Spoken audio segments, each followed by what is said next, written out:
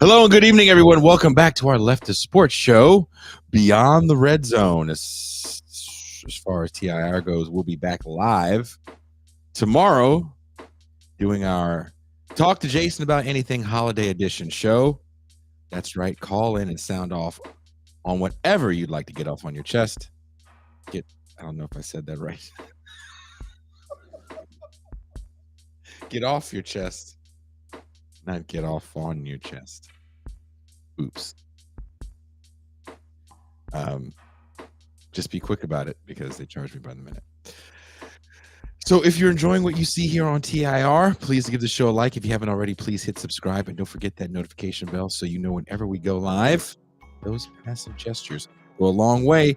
Please welcome my co-host, Mac. Oops. Damn it, MT. What up, man? How are you? I hate myself, so I decided to reread the Jakarta Method this week. And while an amazing book, and if you're a leftist, I highly recommend it, it's very depressing. Very, very depressing. But Jason, if you do want people to get off on your chest, you're using the wrong platform to really get your content out there. There's a few of them now. There's Fansly. We know the big ones, OnlyFans. And I mean, honestly, we probably only know about OnlyFans because of George Santos using campaign funds to subscribe to some of his favorite accounts. So, but there's a lot of options out there for you. If that's your thing. So, I mean, we could talk about sports while, we do that on OnlyFans. People are getting off on my chest. So, Mac, hold on. Oh, come on, man. Chest.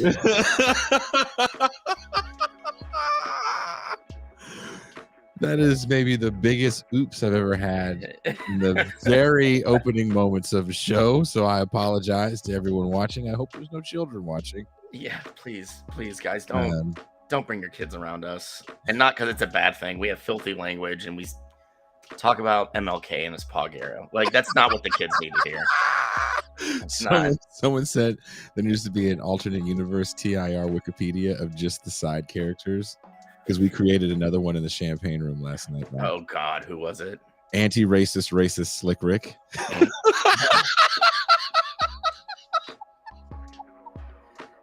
Oh, man. Geez, we really need one. Oh, gosh. And it has to be like the first thing that shows up on like the YouTube options. Like, if you're going to watch or listen, know these characters. Yeah, know these characters because the chat will reference Pog Champ MLK. Oh, another one was Barack Osama bin Laden. Barack Obama bin Laden. Because I got those people confused.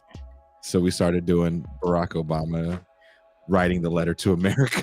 Wow. Well, I mean, honestly, I'm surprised you didn't get a big uptick in like MAGA listeners because I think they're the same guy anyway.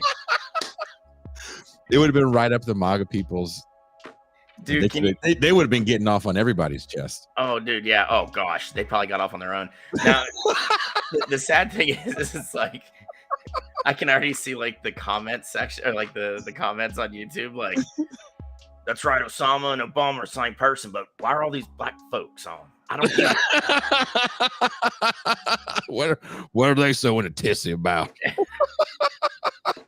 I'm under the impression there's only supposed to be one. I saw 4.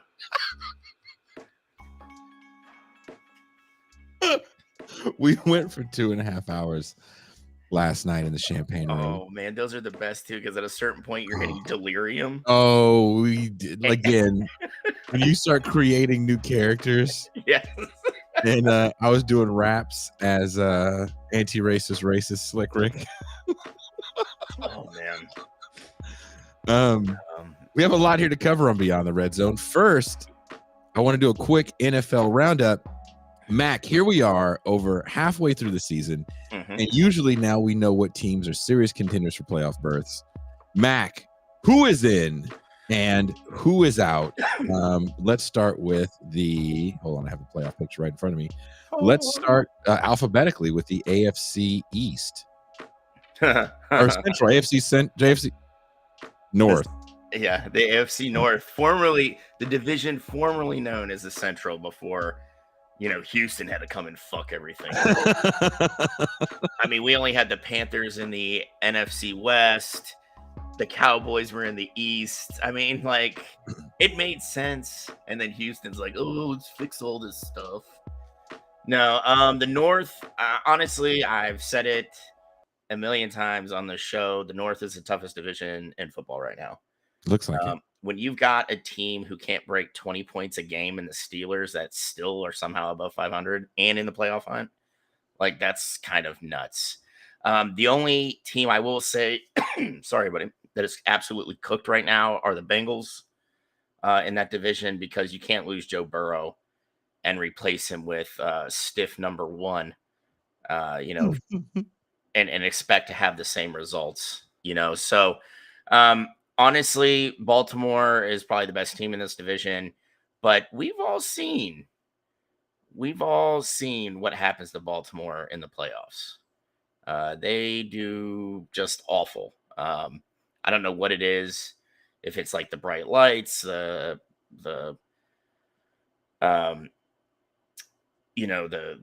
expectation to win with such a transcendent quarterback like Lamar Jackson.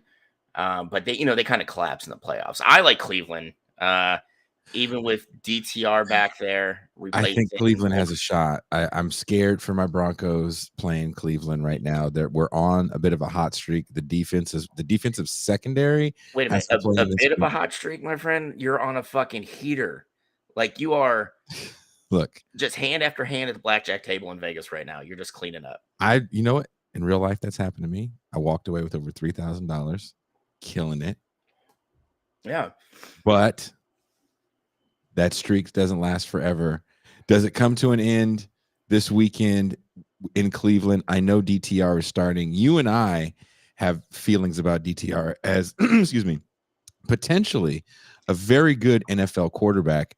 I do think out of the guys that came out this last year, he to me is one of those we don't see it as much anymore. A very raw talent guy that definitely needs the right situation coaching wise.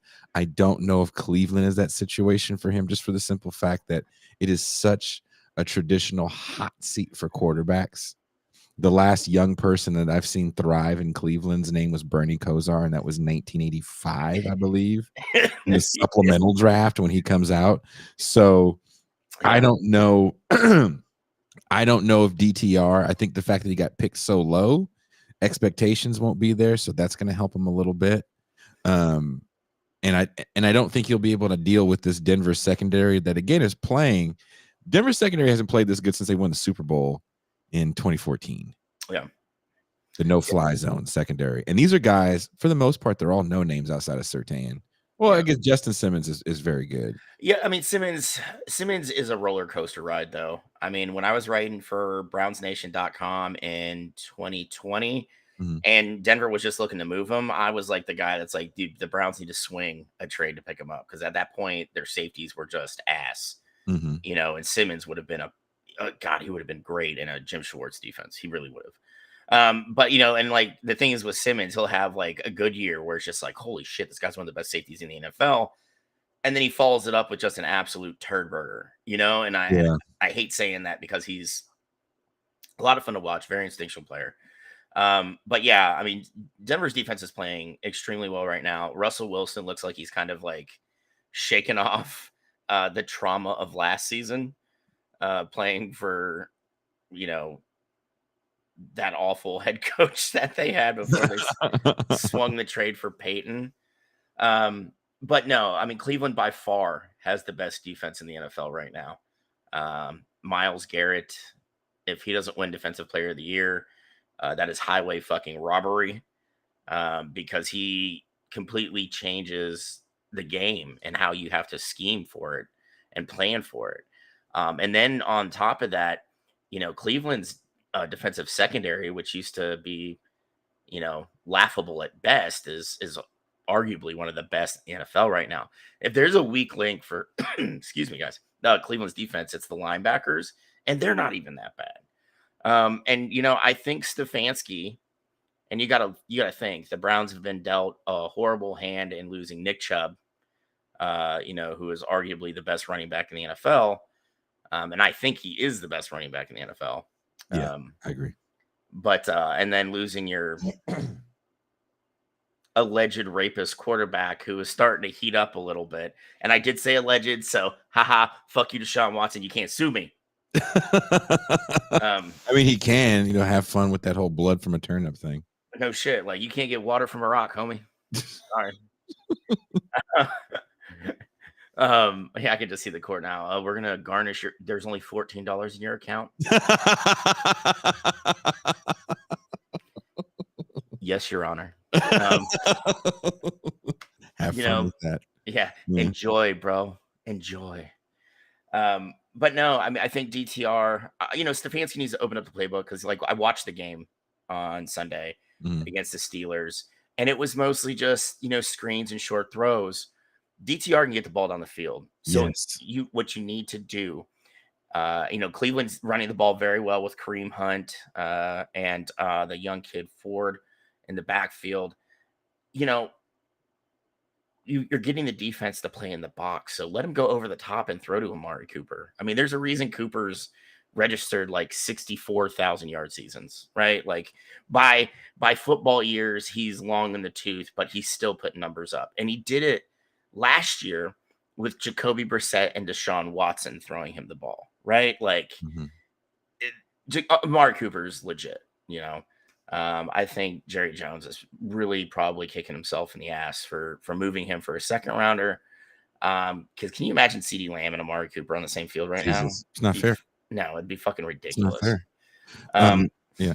But yeah, I think Baltimore, I think you'll see Baltimore, Cleveland, and Pittsburgh all come out of the North and make the playoffs. I think Baltimore is definitely going to make the playoffs at 8-3 right now. I still don't know how I feel about Lamar Jackson. I mean, he's a quality quarterback. He earned those MVPs. That being said, there's something to be said about his game and getting the ball to wide receivers. Yeah, really bad. Losing Mark Andrews is not going to be good. He's going to be. This exposes his inability to throw the ball to the edges. Yeah, he can't do it. And the thing is, he could take a knee and throw the ball 80 yards, but ask him to hit a 8-yard out route. Can't do it. His accuracy is odd. If you watched him in college, there were certain intermediate throws that he would just be so off on. Oh yeah. I mean, and that's the thing. It hasn't changed in the NFL. No, and I don't understand how, because the dude puts the work in. He really does. And I just figured that's maybe that's one of those things that comes with time, right? And repetition, because that wasn't the offense at Louisville. The offense was predicated on him breaking off big runs, honestly, and throwing a fucking 40-yard pass. How many years did it take Randall Cunningham? Oh, yeah. How many years did it take Michael Vick? Yeah. Those guys, a long time before they could feel very comfortable in the pocket and just dish the ball around. Randall Cunningham played for 1,000,000 years, and he got so much better once he hit his mid-30s. Yeah. Honestly, he had, just he was kind of like a comet at first, he was in Philly, and he really tapered off at the end of his time in Philly. And then he goes to Minnesota, and yeah, he had Randy Moss and Chris Carter throw too, but those weren't exactly, what you would call well-built teams, right? Yeah. But Cunningham changed his game. He knew, I'm a little older, I'm not as fast as I used to be, I'm not as shifty as I was in the pocket, and he could just, like you said, he throwing dimes all over the field. All over the field. And he had the same, if you watch old Cunningham film and watch Lamar Jackson now, they had a lot of the same problems. Couldn't really hit receivers that well, wildly inaccurate, a lot of playmaking, and not just, here's back foot, bam. By the time Cunningham becomes back foot, bam guy in 98, they light the league on fire.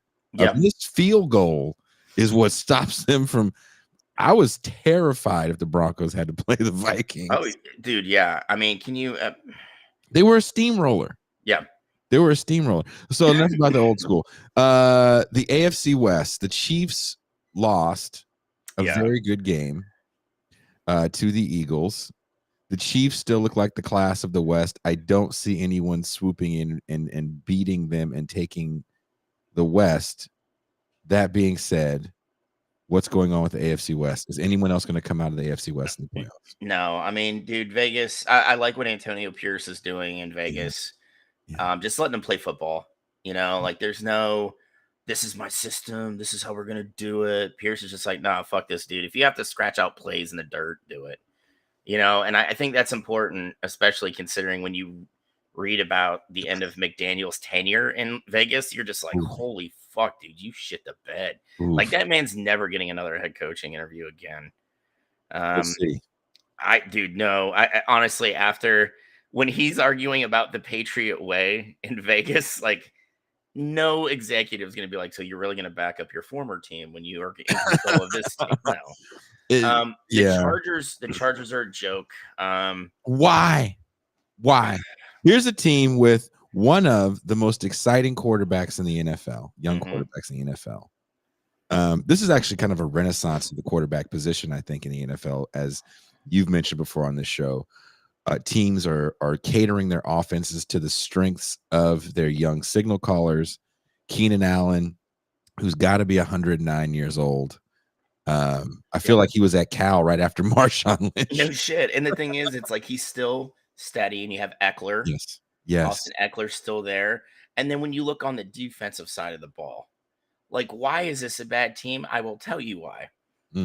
Their offensive line isn't that great. Their depth isn't that great. And Brandon Staley can't coach. Oh, well, tell me how you really feel. Well, dude, I just don't understand how you can have that much talent. Yeah, there's some deficiencies there on the roster, right? But it's a pretty talented team. Like if I'm getting my first head coaching job, fuck, I will take the Chargers gig. I'd fucking do it in a heartbeat. One, I'm in LA and the weather's nice. Two, like I have some talent. You have bookend talent on offense. Yes. And even with Khalil Mack kind of like on the downside of his career, he's still a guy that can get you 8 to 9 sacks a year. He plays the run pretty well. Yeah. And then you have, Joey Bosa on the other side. Like what the again? You have James and safety. You have quality players in integral positions, right? Quarterback. Your receiving core is strong. You have a running back who's like a utility knife. Yeah, and you have a guy who got hired on his defensive chops. And with 2 pass rushing bookends and Derwin James and a pretty decent sec. And he can't win with it, and it's because he cannot coach. He can't fucking do it. And like I think he's going to be one of the guys that gets shit canned this year. I really do. About the Las Vegas Raiders. I hate saying Las Vegas Raiders, by the way. Well, I mean, I hope you're ready for the Las Vegas A's, because outside of one challenge by what's the Clark County Teachers Union? I hope they step up, Clark County. They are suing. I stand with the teachers. Yes, that's right. They're suing to keep the A's out because Clark County has continually cut like funding for education, but they found money to build a stadium. So the teachers are like, that needs to be a whole episode right there. Yeah, it really does. The A's. So I'm from the East Bay of the Bay Area. So that's where Oakland is, right? I was born in Oakland. I grew up in a city called Richmond, California. And in the mid to late 80s, my mom dated a guy from San Francisco, and he was a Giants fan that would like record the Giants games and rewatch them. And I just thought the Giants colors were better. So when I was a kid, I was like, okay, I'll be a Giants fan. I deal with less shit from this nigga in the house if I'm a Giants fan too, right? And so You could get free A's tickets if you read books at the library where I'm from in Richmond. If you read so many books and gave Oh shit. yeah, they give you because they would give A's tickets away. Then them niggas got good. Sorry, I keep cursing. Then them cats got good. Yeah, I was gonna say McGuire, Canseco, the Dave Stewart, Bob Welch, Dennis Eckersley.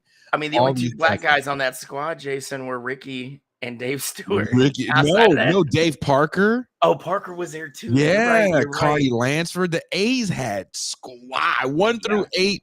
They was finna dominate. They had a pretty solid top 5 pitching staff. Oh, easily, yeah. With Stewart and Welch right there. Those are the only 2 pitchers that pitched in that World Series.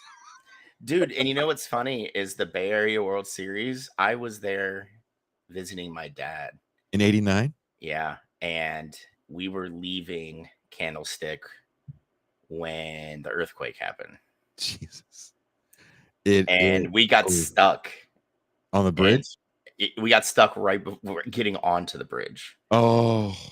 And I'm like, I think 8. I was 8. Mm-hmm. And I'm just like, I'm been in Cleveland. Mm-hmm. I was like, what the fuck am I doing here? Why earthquakes? No. Yeah. This is horrible. Yeah. You know? it was still one of the most frightening. There've been a few earthquakes since I've been here in Mexico, and I'm like, yeah, because the infrastructure is way less sound than it was back then. But because of, long story short, because I was the Giants fan on the block and everybody else was an A's fan, when that '89 Bay Bridge series happened, which I thought was the coolest thing in the world because I was a huge Will Clark fan. Man, I still get teased about that. Say we beat your ass for 2 pitchers. Remember that? Oh man, fat ass Rick Russell getting rocked. I mean, I don't think I've ever seen an angrier pitcher than Dave Stewart. Really. Dave Stewart was a fucking beast. That A squad was one of the most frightening squads. You can say steroids, whatever you want to say. I don't care. That squad was beastly. Look at everybody on that squad and tell me Stewart and Bob Welch wasn't juicing. Oh, dude. I mean, that's the thing. Like, I don't know. Dave Stewart just strikes me as a man who will terrify you just by looking at you. Like, until he talks. Because he's Michael Jackson. You know, Stewart would get on the mound. He's just like, and like you said at post-game interview, yeah, you know, I pitched pretty well. Everything was working for me. Kind of had that cutter working. Really able to get the corners. Curveball was working. Mike Gallego, you know, he framed the zone pretty well today. It was a good game. He called a good game. So yeah, I the A's could leave, and I'm not gonna cry about the motherfuckers. But I would like something to stay in Oakland. But I want Antonio Pierce to be the coach of the Las Vegas Raiders. I love what he's doing over there. These guys actually look happy to play again for the first time. When you look at the body language of players, like the McDaniel's last game, everybody on the sideline is just like, you know, and then first game Pierce is in charge of, they win, and they're just like throwing a party in the locker room. Like that's a sea change, man. And that comes like, I mean, Antonio Pierce was even like, yeah, I'm overmatched. I've been a position coach. You know, he's like, but I played football for a long time. Yeah. And at a high level. Yeah. You know, and he's just like, I know what the conditions that needed to be set for me to play well. He's like, we didn't have him here. So I set the conditions, and he's like, I'll figure out the rest, you know, and if I keep the job, I keep the job. If not, consider this like an audition for whatever else, you know, whatever is to follow. Whoever, if the Raiders lose him, someone's getting a quality. I don't know if he's going to go right into head coaching. He might be a coordinator. Yeah. I mean, honestly, it would serve him well to be a defensive coordinator a couple years, you know, like it really would. I kind of equate it to kind of like D'Amico Ryans, Luke Fickell. Oh, okay. Right. Mm-hmm. Like Fickell takes over in that interim year between Tressel and Urban Meyer. And he learned a lot. and you got to think he was only a defensive coordinator for 2 years. Before that, he was a defensive line coach. So like, dude just kind of like showed he had some coaching chops, and then Tattoo Gate happens. Tressel steps down, and they're just like, well, we can't really hire anybody right now. Hey, Luke, how about you do this? And he's just like handed this shit sandwich, and he's just like, well, I guess I'll take a bite, and and all the credit in the world. He got him to a bowl game. They lost. They finished 6-7 that year. But like that's a small miracle. And then he stays on staff with Meyer for a couple of years, and then what's he do? Completely rebuild Cincinnati. And before he leaves to take a Power 5 job, has this huge influx of cash that's going to change Cincinnati's football program with like an indoor practice facility, like a big kind of like field house type thing where every team will get to use it. Like honestly, if you are a Bearcats fan, I would be going to the university president and be like, hey, some of that money you're going to waste, you might as well build a statue of Fickle right out front of the fucking stadium. Like I don't see the issue there, but I mean, the AFC West, no one's going to take it other than no one's going to take Kansas City. Maybe going through some growing pains right now. Growing pains. They're going through subtraction pains. The fact of the matter is they lost Tyreek Hill and did not replace him. Andy Reid has a tendency to not really care about the wide receiver position that much. Well, he's wrong now. And I feel very justified in saying that, considering how the game ended this past week. All those drop passes, and then fucker stone hands an easy touchdown catch that would have won the game. And if you've got like you cannot waste a year with Patrick Mahomes. You cannot do it. Right? That means Mecole Hardman, Tony, these should not be your fucking starting wide receivers. These guys should be filler at the end of your bench. Remember Freddie Jackson? Fred X? Oh yeah, old Freddie. Until Terrell Owens comes there, that's when they go to a Super Bowl. Yeah. You have to have people to catch the ball. And yeah, you guys are absolutely right. Reed got away from running the ball, and that's sad because Isaiah Pacheco, I think, has shown he can be an outstanding RB1.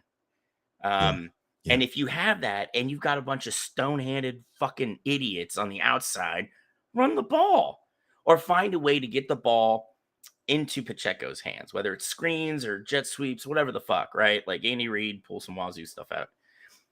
Kelsey's kind of struggling, which sucks because that's Mahomes' outlet, right? When things aren't good on the outside, he knows that I can get the ball to Travis Kelce, or as my daughter calls him, Mr. Swift. Dude, my daughter's been on a heater, man. Like my ex loves, Thanksgiving. Mm-hmm. My kids are indigenous, and we were hanging out today. My ex was like, "Are you excited about tomorrow?" Bailey goes, "No, I'm not. I'm not excited about the colonizers' holiday." and my ex just like, "What the what?" She's like, "Yeah, the food's not that great. Turkey sucks. And we shouldn't be thankful that a bunch of white people came over and killed us with smallpox blankets." Oh, Jesus. Oh, yeah. She was off, right? Like I'm sitting there like proud as shit. I'm like, right. And then she's like, we live in North Carolina where we have all these people talking, build the wall. And she's like, the only people that probably should have built the wall were native people to keep all the white people out. The wall at Jamestown. Yeah. The wall at Plymouth, Massachusetts. Well, let's move on from the AFC West. The AFC South. I think the Texans are an adorable story. I don't know if they can hold up in the dog days of winter. The Jacksonville Jaguars have been to the playoffs. The Jacksonville Jaguars are an interesting team because there's moments where you see them and you're like, I think these guys are a legitimate. They're no longer that young upstart team. Yeah. They could be a legitimate playoff team. And then you see that game against the Niners and you're like, whoa. Yeah, it reminds me of the squad that had the two-tone helmets. You know how it was black in the front and then went into gold in the back, and they were just dog shit. Yes. Right after Shad Khan bought him, and he's like, you know what I'm going to do? I'm going to put my stamp on this team. We're going to get the ugliest uniforms in the NFL. That's how you do it. Yeah, and then he put Blaine Gabbert under center. Like it kills me because you're like, man, sometimes Trevor Lawrence, I just watch him throw and I'm just entranced. I'm like, wow, man. Not only is that ball pretty, but do you see the hair waving in the breeze near his helmet? Like it's picturesque, He's and a legitimate good leader. I watched him into a play in that championship. Was it 2014? No, 2015. Remember, 14 was the year Ohio State won it. Okay, whatever year. I can't remember the year of that championship. I watched that game because I was working it, and I remember thinking, both of these guys are going to play on Sunday, and it's going to be such an exciting NFL when they get into it. And damn it, if both these guys aren't playing on Sunday, damn it, if they're not part of two very exciting offenses. I like Jacksonville. I really do. They're a fun team to watch. Mm-hmm. I think Houston's funner to watch, though. As an Ohio State fan, Jay Stroud has blown my mind. You know that I cannot stand Ohio State QBs. I feel like they throw to the biggest windows and they get to the NFL and those windows shrink, and so do they. CJ Stroud looks so much better in the NFL than he did in college. He's my game isn't too big for him. He's my big special boy. I love CJ Stroud. And it's hate week this week because Saturday we got the game against Scum. Yeah. And Ohio State fans hate CJ Stroud because he dropped two games against Michigan. And I'm like, dude, we have seen Virtuoso, I am a Stroud boy. Stroud boy. Mm-hmm. I am. I'm gonna get Fred Perry collared shirts made with CJ's picture and embroidered right there. But I mean, we got to see honestly a once in a lifetime quarterback. And yeah, he threw into big windows because Ohio State has the best quarterback or wide receiver room in the country. Nobody comes close by far. But you knew CJ wasn't going to have the bodies he threw to it in Columbus when he went to the pros, whether it was Carolina or Houston, right?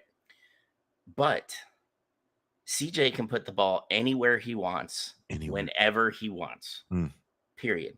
Now, last week we saw him throw 3 picks because he got a little cute, but you know what? I'm okay with it. And the only people bitching about CJ Stroud throwing 3 interceptions are the awful fan base that is Ohio State fans. By awful, you mean racist. Yeah, and the racist people that are like, yeah, I mean, Brett Favre was a gunslinger, but CJ Stroud, that guy's a bum. And it's like, hey, man, we know why you're saying this. Yeah. So just go ahead. I see your racism. Go ahead and say it. I see your racism, and I just don't give a shit because CJ Stroud is that good. Because I'm a Stroud boy. I'm a Stroud boy. He's a rookie. He's going to make rookie mistakes. I'm okay with that because it's just going to get better with time. The Texans finally have a fun-to-watch young team. Depending on what they do next year in the draft and free agency, they're just going to get better. Now, the AFC East, for decades, we've said it's the Patriots division to lose. Well, the Patriots are done. Whoa. We're not done. We're not done yet. And you want to know why we're not done? We haven't lost the rest of the games. So we can get Caleb Williams in the draft next year. Okay, so season's not over for me. I bet you that you look, Mac. I love you like a play cousin, but we have to be real honest with how racist that whole New England area is. Oh, I'm aware. And Caleb Williams, I hope Jim Plunkett is calling him right now going, hey there, young fella. Hey, sport. Jim Plunkett here. Just want you to know, stay the fuck out of Fox Sports. I know you may be thinking about going with the Patriots for all the money, but... I mean, dude, I'm gonna go ahead and say this as a Pats fan. This is Belichick's last year there. Yeah. And I don't think it comes down to Kraft like hiring a GM. I think like there's 3 teams that have been leaked that want to swing a trade for Belichick, with the Commanders being one of them. And did you hear about the other one? Did you hear No. one was the Raiders because Tom Brady wants to? Yeah, dude. If you cannot have a boring team in Vegas, like you're just not allowed, right? Like that goes against the ethos of the city, and there is no more boring man on the planet than Bill Belichick. But let me ask you this: I don't think Aiden O'Connell is the answer in Las Vegas, Oh and fuck I think he no. knows that, right? There's a good amount of quarterbacks that should be coming out this year. Vegas, depending on where they finish, could possibly land someone like Bo Nix. Dude, I'll even take Bo Nix in New England, man. Just give me a QB that can throw the ball downfield. Ooh, man, if Bo Nix went to New England, because the one thing that what's his name can't do is move. It's because he's gun shy. Mac Jones. Mac Jones. Mac Jones doing the gritty and all that stuff. Everybody Bro. thought was so cute. Mac Jones right now looks like a Pop Warner player. New England. Bro, Mac Jones looks like a World War I veteran in the trenches of Verdun right now. Just just hear Metallica 1 playing whenever he gets under center. Yeah.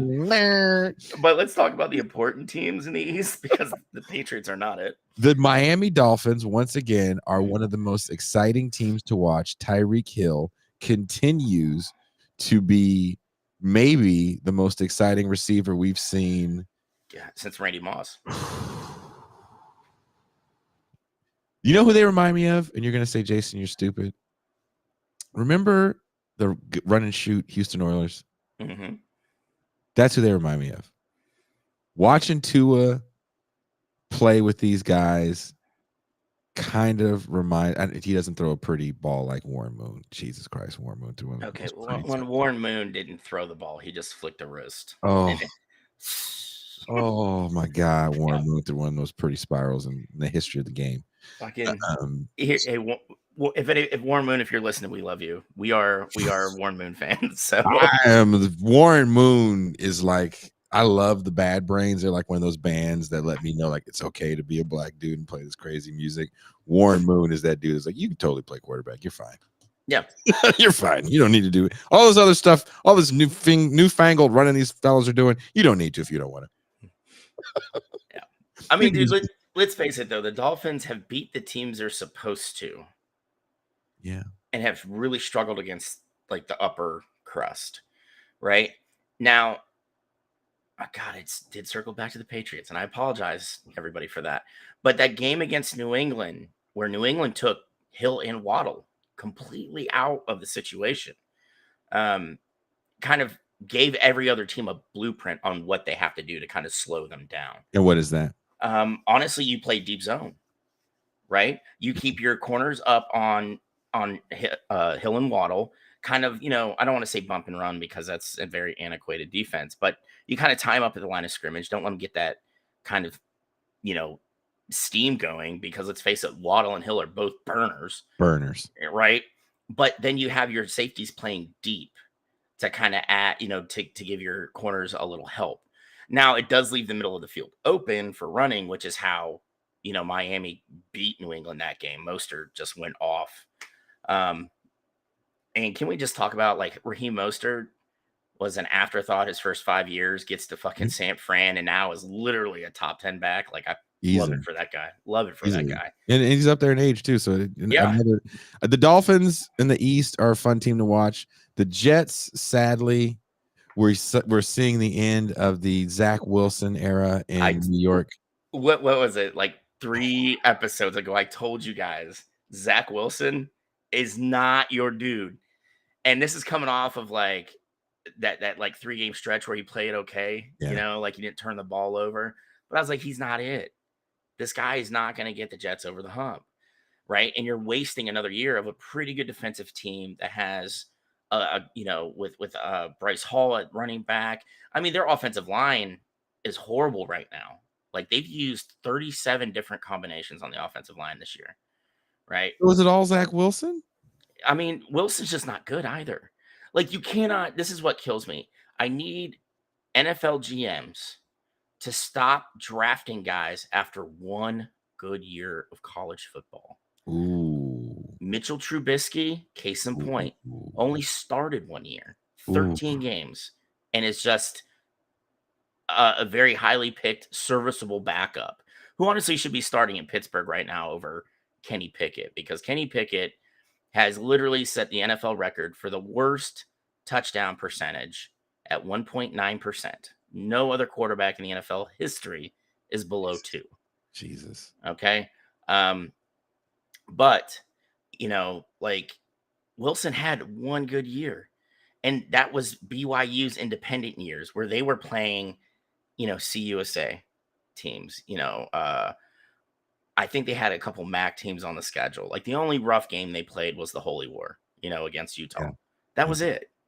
They weren't lining up teams to fucking pad their schedule.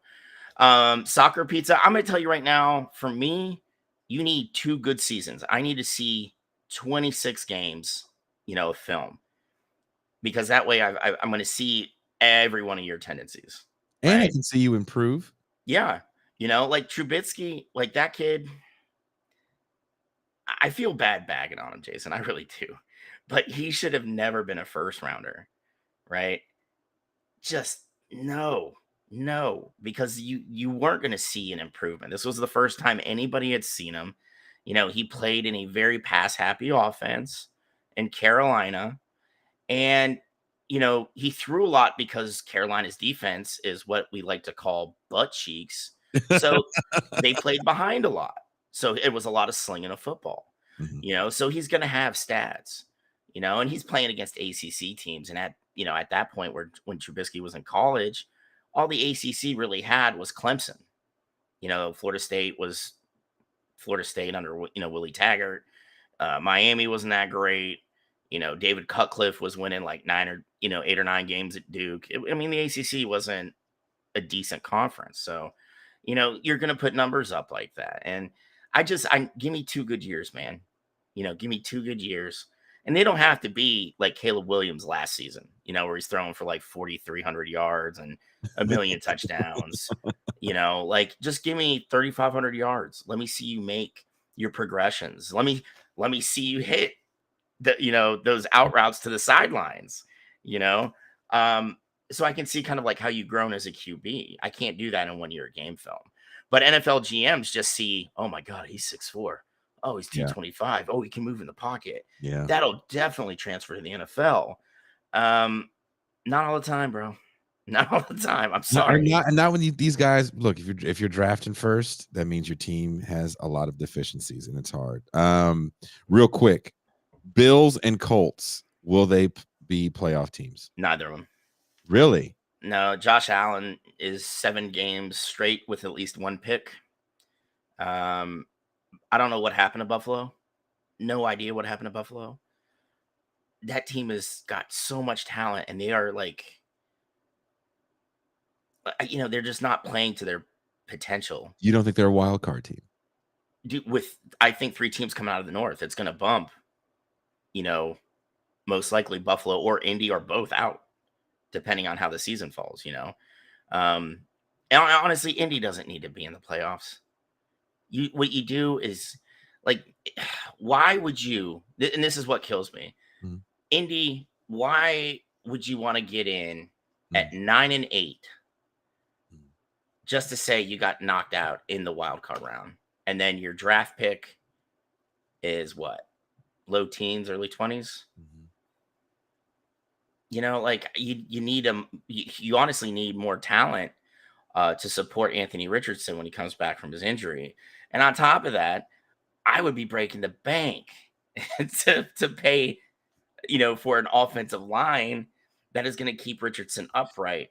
And then during OTAs, I'm going up to Richardson. I'm like, I swear to God, motherfucker, if you don't learn how to slide, I'm going to kill you. Like, they have some interesting pieces there. I love Pittman at receiver. Oh, dude, I love Pittman too. Oh, I love the running back Taylor. I definitely think there's some pieces there in Indianapolis that are going to help Richardson, and they might be a fun team to watch. Moving on to the NFC, The NFC looks like it's dominated by the teams that are leading in the West, North, and East divisions. If you start in the NFC East, the Eagles are really fun to watch. They're not blowing everybody out, but It's a lot different from last year, isn't it's it? a lot different from last year. That being said, I think we're watching the maturation of Jalen Hurts, and I think that's why it's a little different. So the fact that you're watching this young man get more comfortable in the pocket, I hate people that say he needs to run more. It's like, why do you want to cut his shelf life down? So that's the same way I feel about Lamar. Why do you want this man to have less tools in his toolbox, which is so important for a quarterback? And you want to just shorten his shelf life to the point where he's got a couple more years left because his knees are going to be bad. Yeah, I mean, honestly, we know why. Racism. No. It's like watching those two guys play, you're seeing these kind of almost polar opposites where in Philadelphia, there's a team that's like, look, you running the ball is the only thing we got going for us. He runs the ball so much, he's breaking records like all these young guys do coming out, right? But they put pieces around him, and these pieces are thriving. Oh, the AJ Brown trade was That is right. the complete opposite of what you see in Baltimore. Yeah, I mean, can we honestly say in Baltimore, John Harbaugh has and also fuck the Harbaugh brothers. Then there's that. One more than the other, but no, it's like a place where wide receivers go to die. And I don't know if that's a facet of coaching or if they just draft the wrong guys. You know, like Hollywood Brown. He's more like he's on the smaller side, you know. They draft him, he kind of flames out. He goes to Arizona and actually, I mean, he's not lighting the world on fire, but he's putting up numbers. Which Well, is because better than Kyler Murray is going to get the ball downfield. Well, you gotta think he hasn't played with Kyler Murray much. You know, Look, I watched some because I can't watch all the NFL games here. I watched some of the highlights, and the NFL does a great job of showing like kind of integral parts of the game, not just scores. Yeah. Kyler Murray, to me, is still one of the more fun quarterbacks to watch because he is vertically challenged, and it isn't stopping him from getting the ball where it needs to be. He's got crazy anticipation. Yeah, and they do a good job of getting him out of center. Like, you know, Yeah. they have him in shotgun and he does a lot of rollout, which is Yeah. important. I mean, Drew Brees did a lot of the same things. He played from the shotgun. He knew how to like step up in the pocket to buy himself extra time.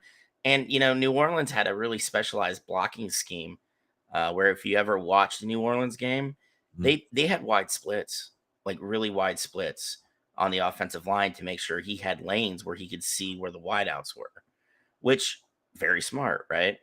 Now you can't do that in Arizona right now because that team is just very talent deficient. Mhm. But I mean, I don't know if Arizona doubles down on Murray, considering they got a whole new front office, they got a new head coach. Um, you know, I mean, I think it's great that he's back. I'm glad he's healthy. You know, ACL injuries are not fun to recover from. I've had two. And he's moving. He's moving. Yeah. I don't know how much speed he lost. I don't think he's lost any. But if they say, okay, we're done with you, we're moving on. We want to get Caleb Williams because he's a much taller, tougher version of you. I shouldn't say tougher. He's just taller. Yeah, I was gonna say there's gonna be people on Twitter that just kill us later. I wouldn't say yeah. Caleb Williams tougher. You didn't see him crying with his mom. Yeah, that doesn't mean he's he can't take a hit. Caleb Williams, look, He's been taking we're hits going to all talk year. about college football. We're going to talk about college football. That poor Caleb guy. Williams is go watch a UFC game, a USC game, not UFC. Go watch a USC game, and you tell me, you look me in my eye, and you tell me Caleb Williams isn't. And same thing goes for Shedeur Sanders. Both of these kids play with horrible offensive lines. Oh God, so bad. And the thing is, Colorado, I get it. Not exactly a football powerhouse. Boulder, pretty city, but I mean, if I'm a offensive lineman, not going there. USC though, I'm in fucking LA. again, the weather's great. How many Hall of Fame offensive linemen are part of the USC family? Arguably the best offensive lineman ever to put Antonio Munoz. pads on, Anthony Munoz, went to USC, right? They've had amazing talent come from there. You think that talent would be banging down the door. And the thing is, Riley could literally just recruit Southern California and have a top 5 offensive line. How is it so bad? Like, and this is what everybody's like, well, Caleb Williams didn't have the same season he had last year. Well, yeah, he's literally been running for his life the entire season. Every game against San Jose State. Hey, He was running for his life. Don't sleep on the Spartans, all right? I'm watching. Look, what they're bowl eligible. Watching Caleb Williams play, you're looking at a guy and you go, look, if you go to a bad NFL team, you're already ready to go. Number one, you know what to expect. Yeah. Number two, I love quarterbacks that are like top-rated guys that play on trash teams because the way they handle losing is a little different. Yeah. Like when you get, again, back to the Ohio State thing, when you have, let's look at Bryce Young. Bryce Young doesn't know what losing is like. He's been a winner since Pop Warner. He plays at a very high level, but he's on a team that, as Max says, is talent deficient. And you look at him in the eye, and he doesn't want to be there. I'm gonna tell you right now, I watch a lot of Panthers games because I live in this godforsaken state. He's gun shy right now. Very gun shy. He's getting destroyed in the pocket. Yeah. And the thing is, he's trying to sit in the pocket, and deliver throws the best he can. But I'm going to tell you right now, the Panthers fuck themselves. And I'm just going to put it out there bluntly like that by moving DJ Moore. Oof. And the number one, their number one pick to move up to take Young. Mm-hmm. Because you want, especially for young quarterback, you want somebody that is going to catch the ball when you throw it to him or in the vicinity of him. DJ Moore's that guy. And when Adam Thielen is your number one receiver, bro, you're in a bad way. And I'm not trying to knock Adam Thielen. He had a good 5-year run. Yeah. Playing next to Stephon Diggs. Yeah. Before he got moved out to Buffalo. Mm-hmm. Thielen is not a number one guy or number two guy anymore. He should be playing out of the slot on a team, like on a team like Philly. Oof. He should not be fair. That wouldn't even be fair. I know. Can you imagine like Adam Thielen out of the slot, man? Fuck you. Oh my goodness. Yeah. Jalen Hurts doesn't run anymore. Why would he have to? Yeah. But like he's the number one receiver on the Panthers. And I give Thielen a lot of credit because last weekend, Young just completely missed the throw. Mm-hmm. And Thielen's like just took him off to the side on the sidelines and like walked him through the actual route tree for that play. Right. So you got like an extra coach in Thielen, and that's great. That's all well and good. Like you want those guys, those veteran mentors for young players. Right. But like, and I hate to say this, Young, I don't think pans out. And it's not a knock against him. Not everybody can play professional football at a high level. There's a reason there's only 32 fucking teams, but he doesn't have the build to put up with the beating he's going to take in Carolina. And getting back to your point, Jason, you're absolutely right. Dude's just been fucking killing it since Pop Warner, right? Dropping dimes, winning titles. He's probably got a bag full of rings at home. Okay? Yeah. Like, how's he going to deal with the constant losing that he's going to deal with in Carolina? Because this team is nowhere ready to compete for a fucking wild card slot, let alone winning a championship. The league is different. Sorry to cut you off. The league, in my opinion, has changed. Where if you had someone that had potential, you'd kick the tires on him. And the way people have kind of treated Sam Darnold, you didn't have to me. Don't trade more. You got Darnold, you got Moore. Darnold is only what, 27, 26? He's not that old. You know what, man? I'm gonna figure out a way for you and Sam to meet. I'm gonna do it. I'm gonna do it. It's my life's work now. It's my goal. Sam, look, the Niners have a great fucking safety valve right there. The Niners are like, we have a quality backup, which a lot of teams can't say. So if little ass Brock Purdy gets hurt again, we're not going to be rolling out people that we found on the street yesterday. Well, all I know is Joe Flacco is currently employed in the NFL again. So if Joe Flacco's got a job, and Cam Newton doesn't, or even Kaepernick doesn't, fucking roll the dice on Cam or Cap, or dude, I'll even take some of these D2 guys that maybe didn't have the academic chops to play in the big leagues, but I'm not rolling out Joe Flacco. Like, and that's how they're gonna have to get him on the field. Like, they'll put him on a dolly and roll him out and kind of. Watching Joe Flacco for the Broncos, I went to the opening game in Oakland that year, and watching Joe Flacco for the Broncos I almost got in a fight. God, he's ass. Oh God, dude, it was rough. I've never seen a man more uncomfortable in the pocket than Joe Flacco, especially a man that made his living in the pocket for a gajillion years, won a title in the pocket. I've only seen one other person more terrified to be in the pocket, and that was Daniel Jones, and it perfectly sums up Daniel Jones' entire career thus far. NFL Network focuses in on Daniel Jones in the shotgun, and he's making his read, and you just see him mouth, "Oh shit." That's all he says, and you see it plain as day. And then he gets the ball snapped to him and immediately gets crushed. Was that the Cowboys game? Micah Parsons. He's just like, "Oh shit." And like it's not real. Yeah, and the thing is, it's like on SportsCenter, they're like, we can't say what he said, but we all know what he said. Daniel Jones is what you're saying to me. What you're saying about Daniel Jones right now, which is true. We've seen quarterbacks get destroyed. To me, is what you're saying about Bryce Young. This dude is getting pummeled in a way that he's never gotten. That doesn't sound. That's almost as bad as getting off on my chest. I mean, he could be on your OnlyFans. We'll set it up, Jason. Everybody, get off on my chest. Oh, hey, Bryce Young, how are you, man? Just here to get pummeled.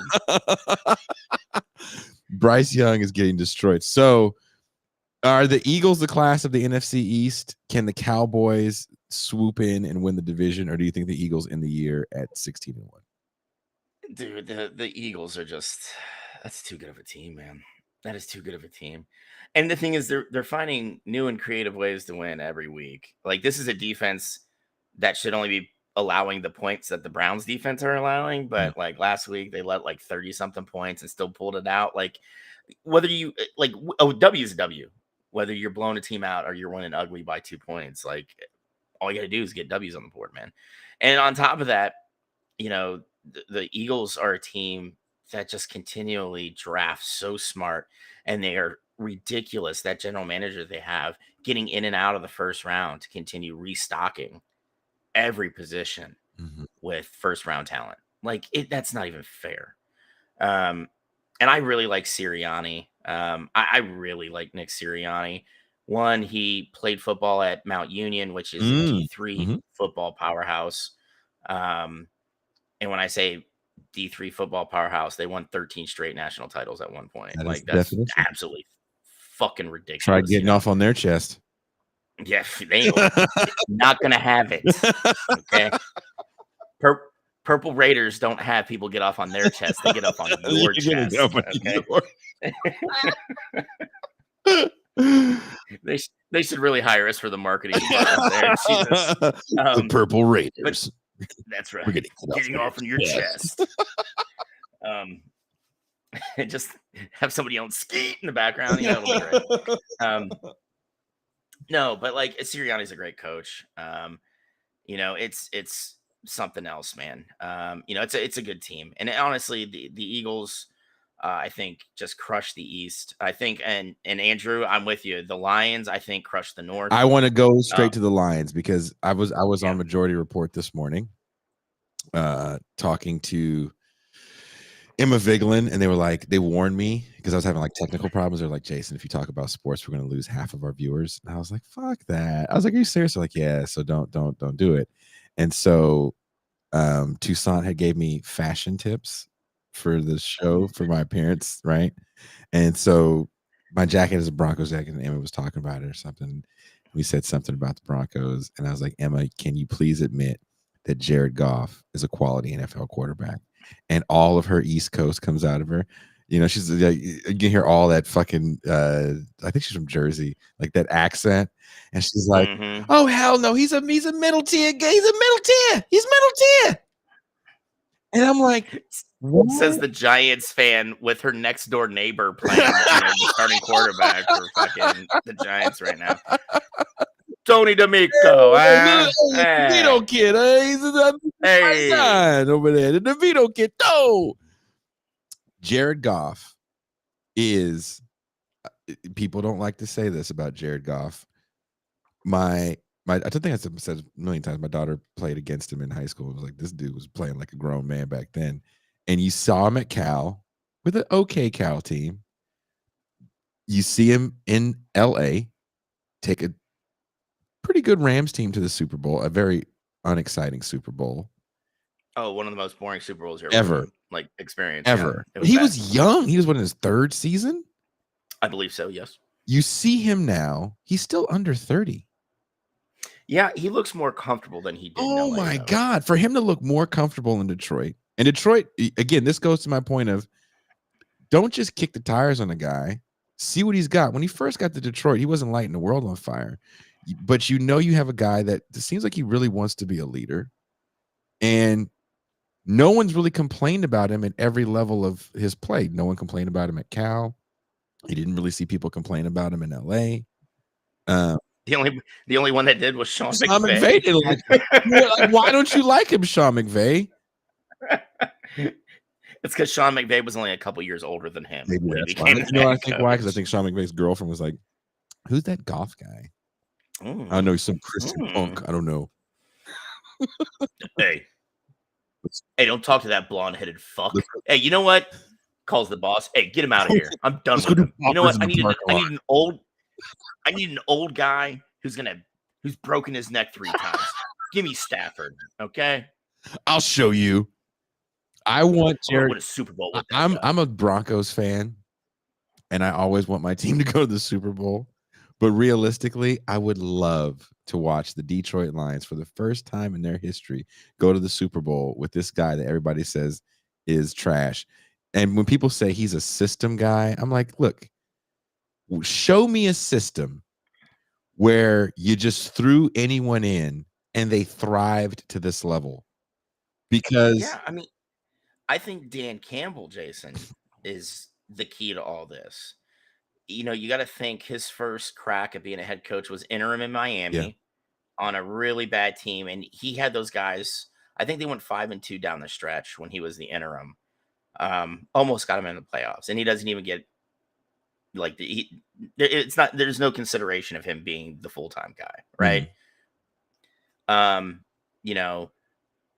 This team is just a reflection of his personality, and as cheesy as it is, Campbell's a really rah guy. And that makes sense considering he's an A&M alum. They're all in that 12th man bullshit. I mean, I get it. But he's done very well with a roster that is very smartly built, right? Goff has people to throw to. Yep. They've got a really good running back, backfield. I really was curious about taking Jahmyr Gibbs in the first round, and I'm like, well, now I get it. With right? Montgomery? Yeah, just a great 1-2 punch. The offensive line's pretty good. The defense is very opportunistic. Like, the Lions are in a good spot. Like, and I was talking to my buddy about this, who's a huge Browns fan. And I'm like, realistically, I know what's going to happen, right? We're probably going to see Philly and, maybe even KC again, honestly, even with the issues at wide receiver. But I want to see Roger Goodell's worst nightmare in the Super Bowl. Cleveland, Detroit. Ooh, Rust Bowl. For all the Rust marbles Bowl. and watching Roger Goodell in a skybox just crying. Because outside of Cleveland and Detroit, everybody's going to be like, do we really want to watch this shit? Dude, I would love to. You know what the Super Bowl is going to be? I'm saying it now. Miami and Detroit. Miami and Detroit. And, oh, man. And Detroit wins the NFC Championship game against the San Francisco 49ers on like a missed field goal. It's going to be like some silly shit like that. Like it's like here, someone saying Brady was a system guy and managed to bring some of the system with him to another team to keep winning. Dude, I disagree with that, Vulcan, because people forget his first 3 years, he didn't break 3,200 yards passing. Corey Dillon went for 2,000 yards. Damn near 1 year, yeah. Right? And Corey Dillon was supposed to be washed after leaving Cincinnati, right? You know, this was a completely run dominant team. Defense dominant team. Right? Yeah. It was like old school football. And then I think like his third year, he threw for like 3,600 yards, something like that. And then he bring in fucking they start stacking the wide receiver room, you know? And then next thing you know, you got Randy Moss and Wes Welker there. And it just became, you know, poetry in motion where Brady's just hucking it, chugging it football. This is what I say to the system thing. To the system thing, I say this. Brady broke his leg one year, and I can't remember the guy that came in. Tore his ACL. Yeah, that was against Kansas City, and Matt Castle, who never played at USC, comes in and does all right, but isn't Tom Brady. 10 games. They won 10 games and didn't make the playoffs that year. But he doesn't do what Brady did. If it's a system that anybody can do, like when Roger Staubach was hanging it up with the Cowboys, he famously said, because, you know, a lot of the guys had contentious relationships with Tom Landry. Yeah. And Tom Landry's history as a coach is an interesting one, if you look at it, because there was a lot of players that hated him because he was hard ass. But he was a grade A asshole. Him and Chuck Noll. But look at Hollywood Henderson, who has a horrible cocaine problem. He says the one guy that was with him at his AA meetings was like Tom Landry. Yeah. So again, he's a complicated character. And when Staubach, who gave his all for the Cowboys, says, I'm hanging it up. Tom Landry looked at him and goes, the system will be fine. Danny White didn't win any Super Bowls. No. He may have put up better numbers, but he didn't win any Super Bowls. So the fact that it's always a system, like you can say, well, you go from Joe Montana to Steve Young. Steve Young won 1 Super Bowl, not 4, and maybe played with better players on both sides of the ball. Yeah, and I will say this, though. By the time Young takes over that Niners team, defenses had figured out the West Coast offense. You know, it wasn't the revolutionary thing that Bill Walsh brought from Stanford, the way it was when Montana was slinging it around. I'm 100% with you. He's arguably playing with better talent on both sides of the ball. Absolutely. And Mike Shanahan is play calling. Yes, but there's a reason by the early 2000s, people are like, well, the West Coast offense ain't fucking cutting it. And you see people like Andy Reid kind of tinker with it and add their own spins to it. And that's why, you know, it's still present, you know, like the short passes, wide receivers are supposed to get yards after the catch, that type of thing. But like nobody in their right mind would run a fucking West Coast offense now. And that's why John Gruden fell flat on his fucking face. You mean looking at the pro set is not going to... Yeah. You know, like I just like always wonder. It's like, you remember when Joe Gibbs came back? Yeah. I formation for the Redskins. Yeah. Just, all right. Redskins coming out first play of the game. We've got 2 tight ends. I form. Yeah. Oh, 3 yards in a cloud of dust. Okay. All right. Now it's 2nd and 7. We'll see what Joe Gibbs has got. Oh, two tight ends in the I form again. Oh, no motions. Okay. No motions at all. Nobody's fucking moving at all. Just we got a seal here, and you get a seal here. Yeah, you know, like Jeff Garcia put up decent numbers, but couldn't win big games. You can't just be a quote unquote system guy and assume that it's just the system that takes you there. You actually have to be able to do the system thing. You have to get the ball to the players. You have to understand the system you're playing with. People act as if you just plug these people in these little positions and then they just do their thing. Like Yeah. everybody has to fit properly. And Well, let's go ahead. here's a big example of that. Namdi Asamoah. Oh, preach, preach, preach. All right, Namdi for 6 years was the best cornerback in the NFL when he played in Oakland, Mhm, right? mhm, Played a lot of zone, mhm, but knew how to sniff the ball out. mhm. And everybody gave him shit because remember those last 2 years in Oakland, he only had like 3 picks because nobody No one threw threw it the on ball his over. side of the Nope, field. nope. So he signs this giant free agent deal Yep. and goes to Philly. Made it 2 years. And what killed his production? Had to play man. Was not the biggest guy. Namdi Asamoah is maybe one of the more athletic and graceful corners. Mhm. I will give him credit for this. He did tackle much better than Deion Sanders Oh, did. yes, all day long. Yeah. Okay. But he wasn't very physical, right? So Namdi is expected to play man and C Mills, like you said, it was sad watching this guy who fucking locked down an entire side of a field on some pretty bad Oakland Raiders teams. Mhm. And then he gets to Philly and just disappears. And like I felt horrible because he only made it 2 years in that deal. He retired. Like he didn't even like Don't feel bad wait to for him. He get married Kerry Washington. He's in a movie, so he's yeah, he's living his yeah, best life. yeah, he I'm is. And he's single in still Mexico, so fuck him.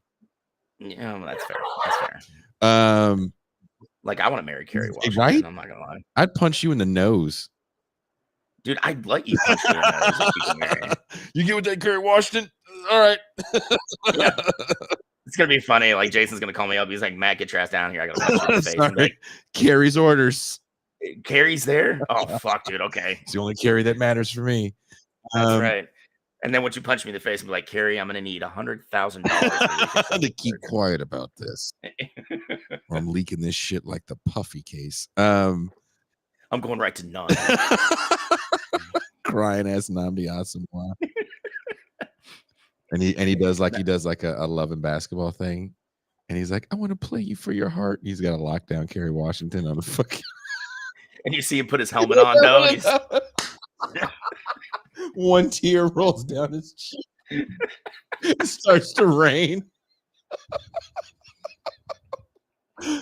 All right. I want to get on to it. So the San Francisco 49ers, I feel, have the NFC West locked up. I thought they had it locked up a lot better because they have a video game team with their ex-player GM who is putting the team together like his young son is playing Madden on franchise mode.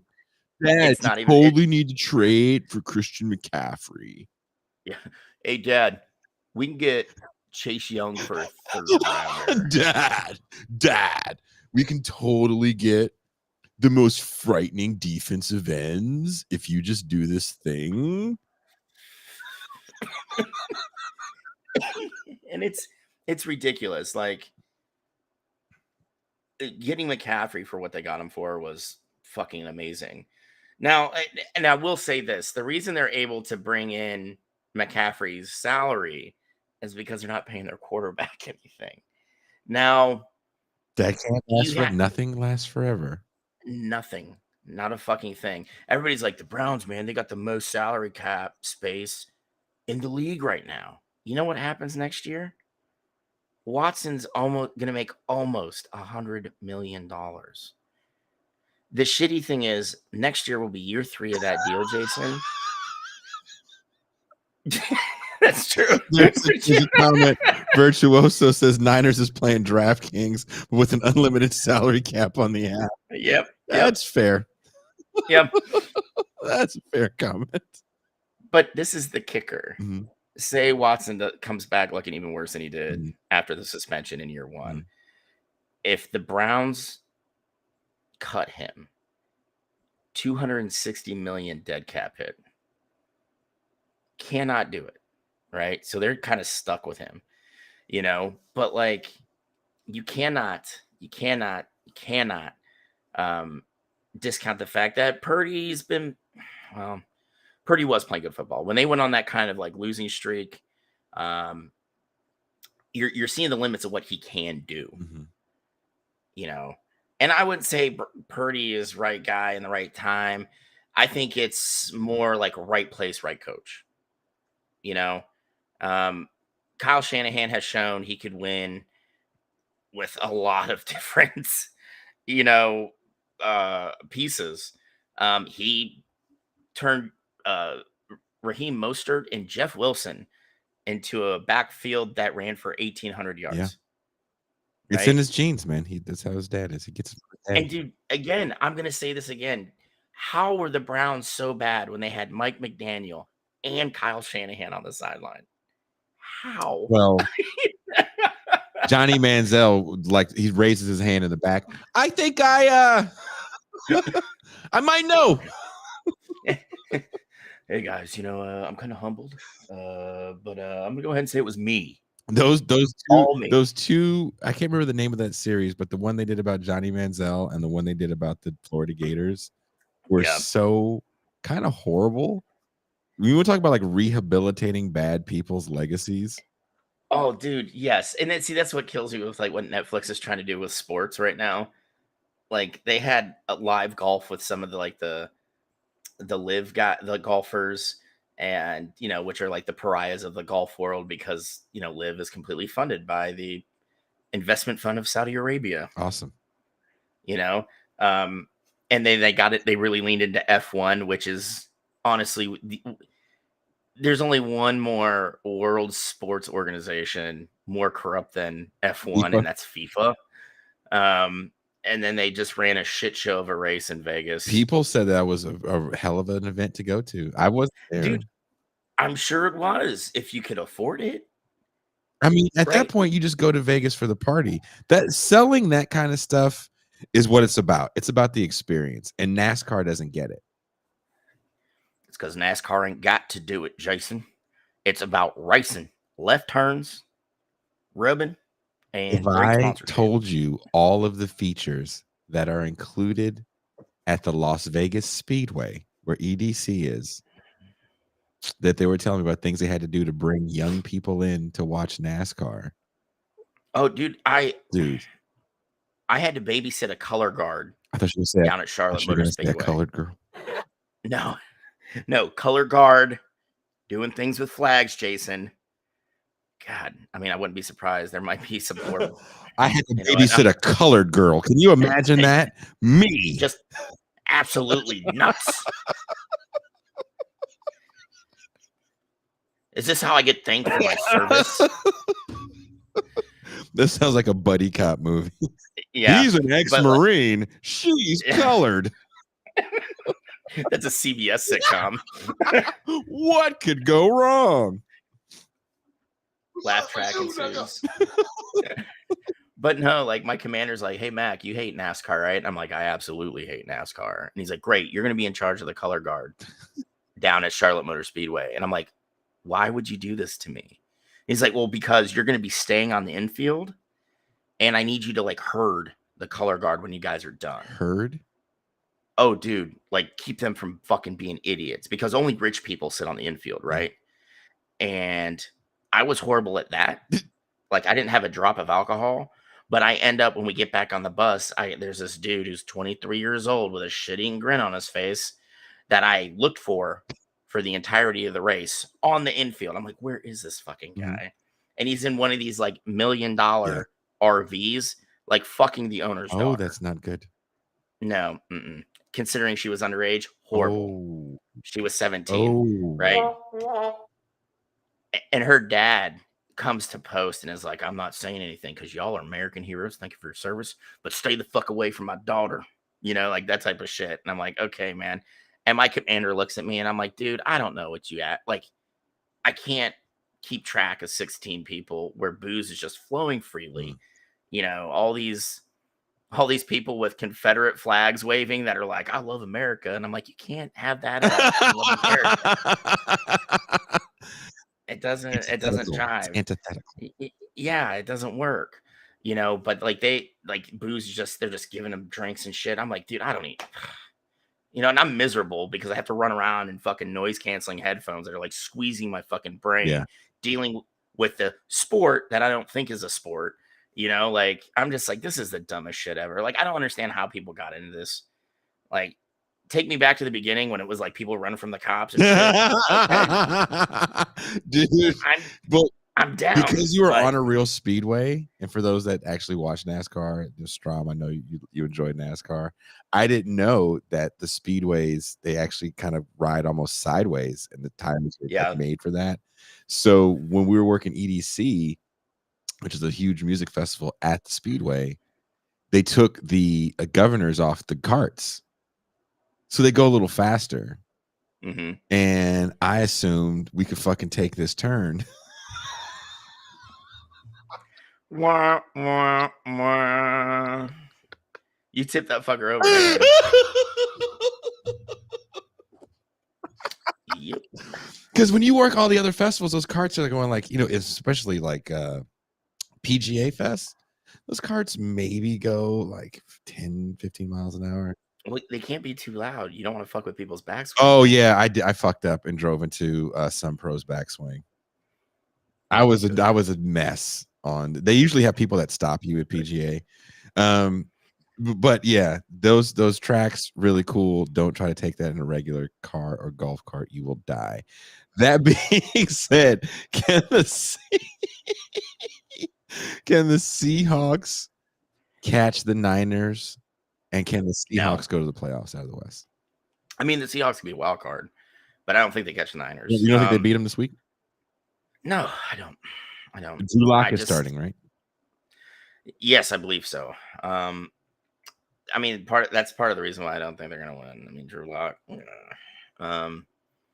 I mean, do you love him as much as you love Sam Darnold? I'm just trying to figure. No, man. When Drew Lock went 4-1, I think it was his rookie year. I watched a little bit of Drew Lock because he was supposed to be a first-round draft pick coming out of Missouri, and he got injured, I think, his senior year, and he just wasn't really that good coming out of Missouri, right?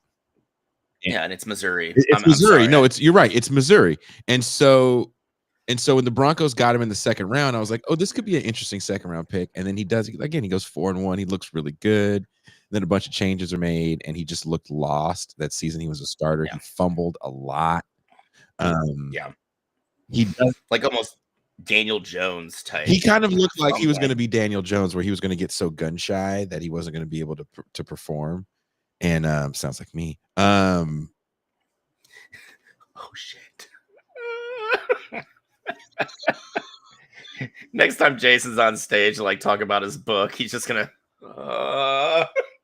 hey, let's come on that guy's chest. He's not gonna do anything about it. He's gun shy. He can't perform. Fucking Marcus comes out of nowhere and just tackles him. Hey, Mr. No Boner. I want to see Drew Lock do well. I always wanted him to kind of do well in Denver, but there was just something about the way he played that it didn't translate well with that team.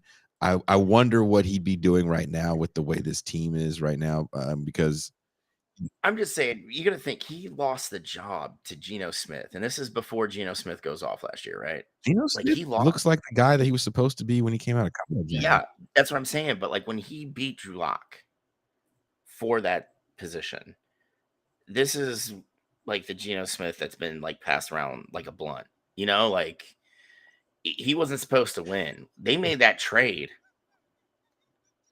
sending Lock to Seattle with the intention of starting Drew Lock. And he looked like obviously he didn't look good when he lost his starting job during the summer to Geno Smith, who then had a phenomenal year. Like you said, these are the numbers we expected. He throws a pretty deep ball. Geno Smith throws a real pretty deep ball, and Pete Carroll loves the deep ball game. Yeah. Yeah, Chris, I'm gonna tell you right now, man. The Vikings aren't getting there. I love Josh Dobbs. I would love to see the Vikings go on a run with Dobbs. I don't know if you guys know this, but Dobbs has a degree in aerospace engineering. Yes. Just a freaky, like, for the amount of teams he's played, and considering his season, where in the preseason he's in Cleveland. Yeah. gets moved week 1 to Yep. Arizona, becomes the starter, and then gets moved mid-season on a Monday, is starting on a Sunday, and he knows the fucking playbook already. He's a fun quarterback to watch. Actually, Josh Dobbs. I think people slept on him coming out of Tennessee Yeah, for whatever reason. You know, maybe it was they were going through that whole like these black guys can't play QB phase because it goes back and forth, right? It does. And now watching him play is fun to watch. I like the Josh Dobbs story. I don't know where it's going to end. I don't know if it ends in a wild card berth for Minnesota. Maybe. Do you think that the wild card comes out of the Central? I can see Minnesota picking up a wild card because like they're one of, you know, losing Kirk Cousins, which is going to be weird to say this, kind of hurt Minnesota because they were playing amazing football going into Cousins' injury. I don't think the defense is really stout enough to make a deep run, but they've got some pieces there, even with Jefferson out right now. Oh, Addison is great. Yeah. Addison is great. He was a beast at SC. Yes. And I think Addison and Jefferson, that could be the next big 1-2 punch as far as receivers go. Now, does Dobbs keep that job? Because like, is Cousins going to come back next year? There's such a wealth of quarterbacks coming out right now that I think people want to take a flyer on one of these young kids, even though to me, the irony is some of these young kids are as old as some of the dudes in the league right now. Yeah. Oh, Knicks. I think Caleb Williams is about 22, 23. Yeah. I mean, and the thing is, it's panic. We've talked about this before. We're going to see guys staying in school longer because they can make money now. Yep. They may not stay at one school. Yep. We may have it like that kid, what is it, JT Daniels at Rice now. Jesus. That went from USC to Georgia to West Virginia. And now he's a grad student at Rice. And he's only at Rice because the guy who recruited him to SC is the offensive coordinator there now. So, I mean, I think we're going to see people stay in school longer to kind of build their resume, so to speak, and make some money. To your point about game film, though, JT Daniels has a good amount of game film. He's played at a high level. Keaton Slovis is another guy that's bounced around for years. Mm-hmm. I think he actually played the year Daniels went down at SC. I believe so, yeah. So, you know, the Niners are the team coming out of the West. The NFC South is the worst it's been since I can remember. Dude, me, you, and everybody in chat right now probably can finish 500 in the NFC South. Like, it's not. Does the NFC South send an under 500 team to the playoffs? Man, I mean, you got to think. I can see 9-8 winning that division this year. I don't think anybody finishes under 500 because there's just so many winnable games in the South. You know what I mean? Like, because they're not good. It's excuse me, guys. It's kind of hard to see the amount of mediocrity in one division. Like, the Saints look lost, and Jameis Winston is back under center, or Jameis Winston is back under center again for the night.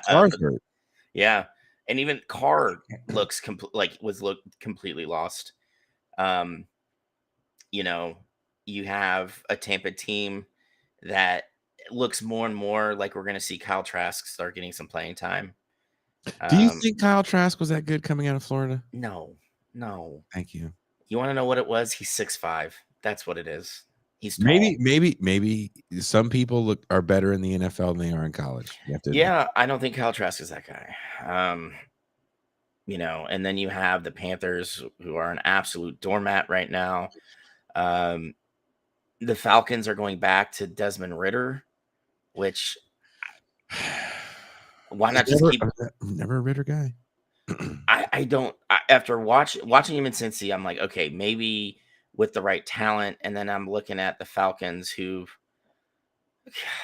there's talent there. Bijan Robinson, beast. Pitts. I don't understand how Kyle Pitts isn't more involved in the offense. Drake London, yeah, beast. You have people to build around there. Why do you? I almost said Marcus Tuiasosopo. Who was the quarterback from Oregon? It's one of them Hawaiian, but now I'm sounding like a racist. It's one of them Hawaiians, one of them island Negro. I know exactly who you're talking about. Mariota, Marcus Mariota. You want to say Tuiasosopo too? You was going to say every island name.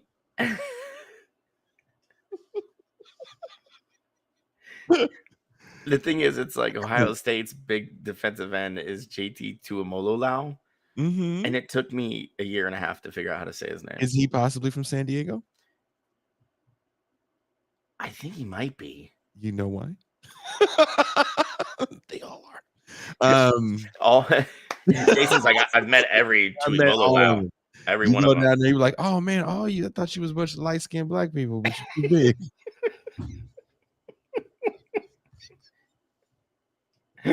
I didn't know there was like a Samoan side of Oakland when I was working in DoorDash. I just was delivering something to the Samoan side of Oakland. I was like, oh my God. It's like a whole city block full of just thick, light-skinned women. Where'd you come from? Shit. Dude, it's like my buddy Garcia, when I met him, like he joined the army and he's just like this little Hispanic dude, and his mom's from El Salvador and she moved here to get away from, the dirty wars. Yeah, the American shit that was happening, right? And he like played guitar and bass in like a speed metal band. Awesome. And like he's telling us about like where he grew up, and he grew up like in the Armenian part of town. Yes. And he's like, yeah, man, like I only spoke Spanish in the house because that's all my mom spoke. That's all like my cousin and my aunt spoke. That they had fucking 20 people in the house, because that's how they had to live just to make ends meet. And he's like, I didn't realize like I could go to other places in LA. And it's a lot cheaper to live. But he's like, I grew up around all these Armenians that are like going to school in like Beamers and shit. Uh-huh. And he's like, I'm on the bus, he's so I was like, and his Kasparian's flipping him off. Yeah, like I'm just kidding, Anna. Fucking Kardashians are throwing the Kardashians. But I was like, what made your mom move there? And she's like, he goes, she was domestic help, and they let her like live in like a pool house or something like when she first got to the States. And he's like, she didn't want to leave. She liked the area. And I was like, nice. It's safe.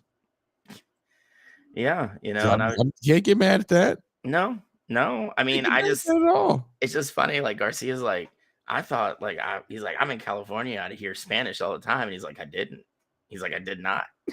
No, there's parts of California. I'm telling you, I didn't realize that there's like Tongan areas. I grew up with a few in my city in Richmond, but I don't know. That's why California to me is a magical place. New York can be a magical place like that too, where everybody starts talking the same. So you have all these different looking kind of people. Like you ever been you live in the South right now. I'm gonna stop because it's gonna get real racist for a second.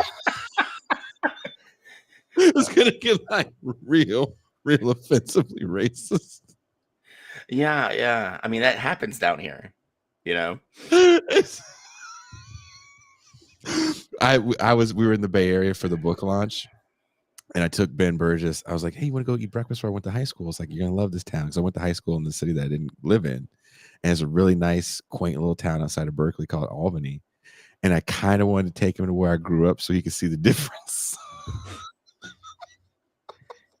Yeah, I mean, it's just like in Cleveland, right? Like you have sectioned part of town, like of like the West Side, which is like people like don't cross the bridge, don't go to the West Side, right?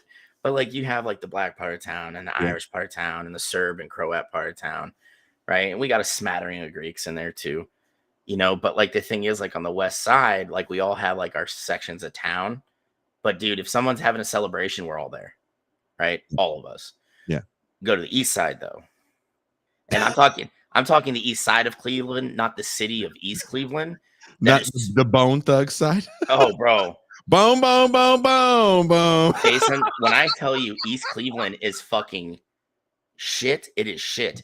The city of Hey, East Cleveland has been begging the city of Cleveland to like bring it in, and the city of Cleveland's like, nah, dude, you're too much. You do bro, too with the much. last tour we was on in 2019, I don't know if we played in Cleveland, but we were in that part of Cleveland, and it's where the Planet Fitness was. There was a hood ass Planet Fitness over there. And that shit was so, it was one of them like eye-opening hoods where you're like, oh, we are in the hood. Yeah. Mm-hmm. Hey, people was cool as hell, but real talk, it was one of them like, hey, we all ain't finna go to the gym right now. People are staying back. Don't try to fight with them. Just keep moving the van. Yep. Call Yep. me. I'll find you. Yep. Yeah. I mean, that's the weird part. But on the east side, like you get more towards like Beechwood, which is predominantly Jewish, right? Mhm. So you have like Orthodox Jews, walking around and the big hats and the curls and all black, and you have the more secular Jewish people there, but it's super fucking swanky, Yeah. right? And my brother played football there, and they had just started their football program. My youngest brother, is like 6'2", probably weighed like 190. His Mhm. starting center was like 5'10", 160. Jesus Christ. Just tiny people. Your brother was a tackling dummy? Oh, dude, he got beat up so bad. And the thing is, it's like in Elyria, there's a small. It used to be an all girls school, but they went co-ed, and it's called Notre Dame College. Mhm. And they have a really good football program now, right? And Justin got recruited there, and the coach is like, "Listen, we're not playing you a quarterback. You're going to play safety," and that kind of like bummed him out real bad. So he only played 2 years because he really wanted to be a quarterback. But it's just it's really weird. And Virtuoso, Cleveland Heights, it's a nice little part of town. I mean, I understand it. Everybody knows Cleveland Heights now because of fucking the Kelsey Kelce's. brothers. But They I just would don't act like they're hood or something? no. It's just Cleveland Heights is kind of like it's a burb, man. But the Kelsey brothers don't act hood. I don't watch their show. They don't try to act hood, do they? No, God no, man. These two are just like, It's just like two dudes. yeah, they're wholesome, and that it creeps me out. Like it makes me feel gross that I like them. Well, they're 'Cause, like, not racist like the Bosas. no, God, the Bosas are the fucking worst, man. I shouldn't say that because Joey Bosa loves Chase Young. Yeah, well, allegedly, excuse me, they're allegedly racist. I'm- Bosa's They were Trump fans, but I think they were Trump fans in that way that like this is cool to be edgy. dude, and the thing is, it's Ohio, where it's screwy that we take advantage of referendums to vote two rad things that get written into our state constitution Mhm. that Republicans there hate so much they're trying to find a way to not do it, which is put abortion rights that women have Mhm. access to abortion into the state constitution, as well as legalizing pot across the board. Yeah, Claw was talking about that. Yeah.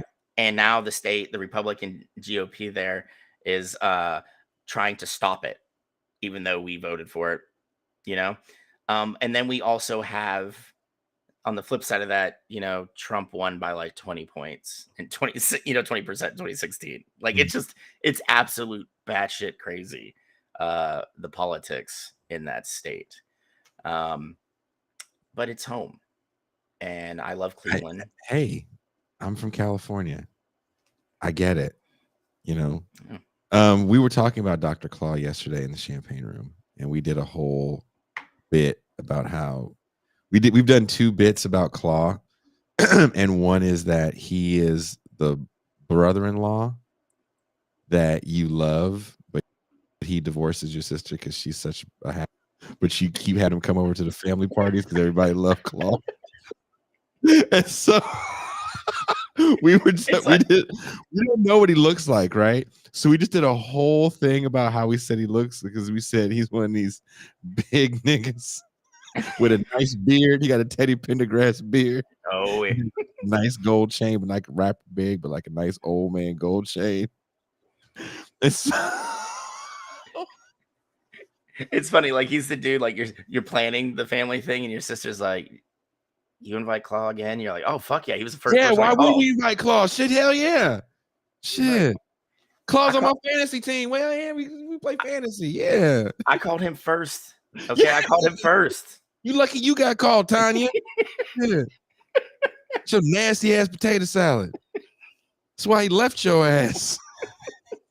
Kept trying to feed him that tough ass cornbread. Maybe if your cornbread was edible, Tanya, this shit wouldn't be awkward during family functions. He brings over a well-cooked brisket, and you bring over that. Yeah, like Claw goes, like, he's bringing the barbecue. Yeah. He just walks in with the big foil He thing. just walks in with a big, hey, everybody.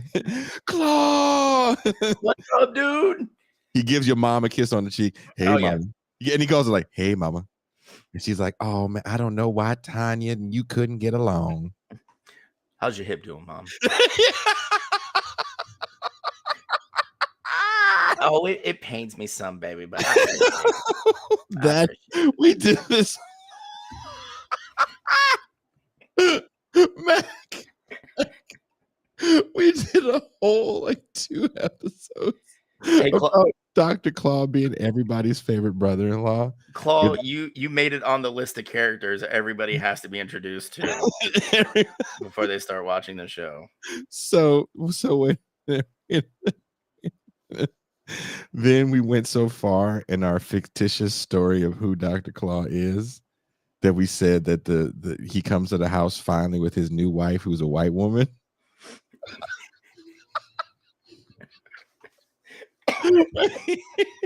Well, I'll wait to the end of the show. I'll wait to the end of the show. In this fictional account, how tall is Claw? Claw is supposed to be at least 6'2". Okay, Claw, you're 6'2". The white woman you roll in with is 5'1" at the best. He rolls in with a white woman, and everybody started looking at him sideways. We did a whole thing about Claw and this white woman. We've completely see. This is where Toussaint comes in handy because she's like, "Boys, can we get back to the topic at hand?" And then we go, "No, yeah. We're telling our fucking story of who this fictional man is." Claw's 6'4". Is it? There you go, dude. Hey, I'm telling you, dude. If Claw, we found video footage of I think it's Jeffrey Osborne and Madeline Kahn, not Madeline Kahn. Was it Madeline Kahn? Singing "Can You Woo Woo Woo"? Oh god. And it was the funniest shit ever. And and it became so that's another thing too. I found it. I think I can get away with playing this on the main show. I will say this. You know what got me in trouble last night? I asked everyone if they knew who DC Talk was. Oh, you know who DC Talk is? Decent Christian Talk, the rap group from the 90s. No one remembered them, and so I played a little snippet of their music. Homie, and they fucking pulled the episode over that. Remember, it was DC Talk and the Newsboys. I love rap music. Oh gosh. So this is Dr. Claw. Christian music. Mac, this is Dr. Claw, and he comes to the family function with his white girl, and everybody's looking at her sideways, and then karaoke time comes. And this is what happens during karaoke time with Claw and his white woman. Can you woo? Can you woo?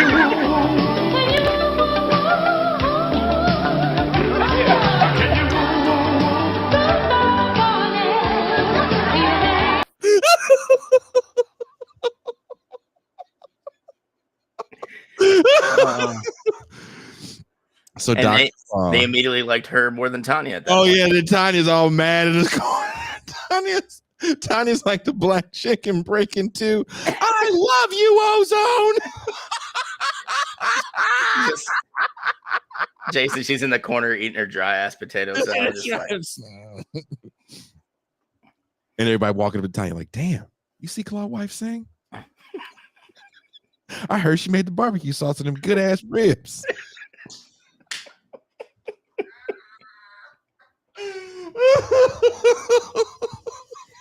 Oh my gosh.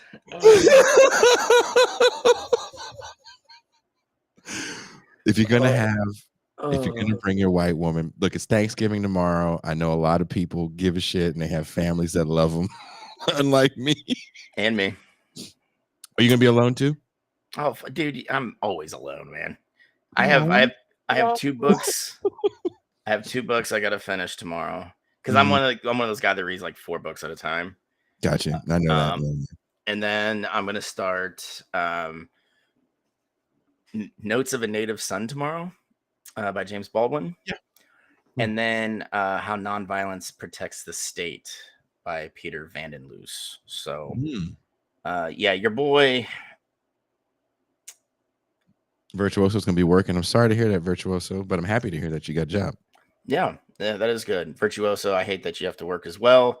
But like I like to tell my ex-wife all the time, not everybody gets time off during these federal holidays.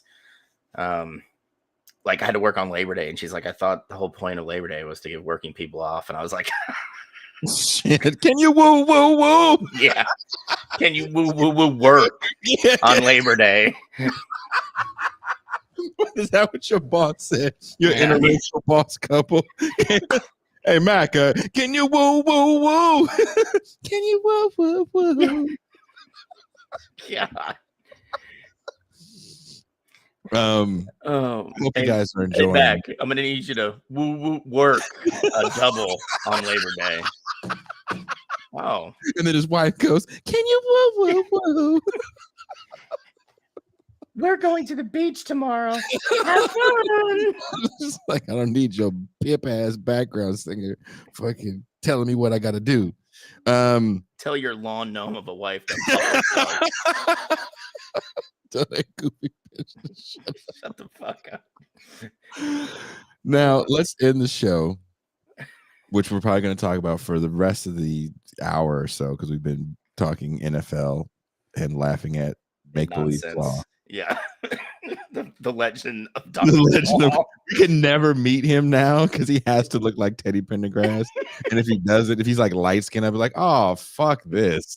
I'm like, you can't be looking like Howard Hewitt. This is fucking up my whole fucking vision of you. You just block him after that. Just like, I'll be sure. And Christopher Williams looking at him. You can't have good hair, Claw. You have a nice natural, but the shit can't be too. You can't be Teray Reed and shit walking in with a conch.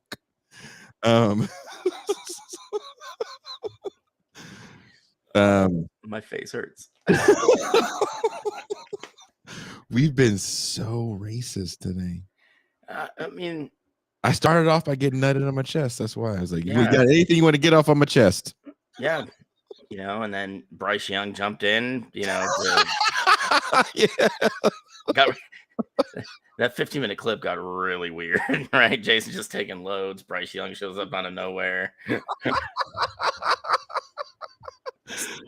Start asking about the college football playoff, and Jason's like, wait a minute, somebody had me a wet nap. It's all over. Can you woo woo woo? Oh my god! The thing is, somebody's singing that while they're getting off on you. Getting off of my chest. And their little short white wife pops in right as he's about to bust because he can't carry the tune anymore, and she like picks it up. I'm so scared to open up the phone lines tomorrow, just because of all the insane things we've been saying, even on the main show. Oh man! But the fact that the Champagne Room has devolved into just the creation of different characters, that I'm afraid to hear.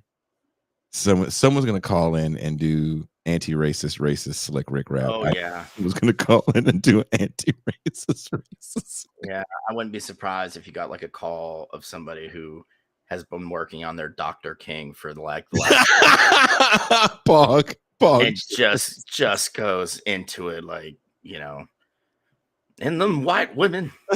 My goodness, Mac. I've never seen him clap. Have you heard of twerking? Oh god. I walked into Starbucks the other day. I only wanted one glass of coffee. But I saw those leggings. I've never heard of a camel toe, Mac. But now I know where to go, Mac. Oh, like my son likes to say, canceled. Canceled. Yeah. Dr. King.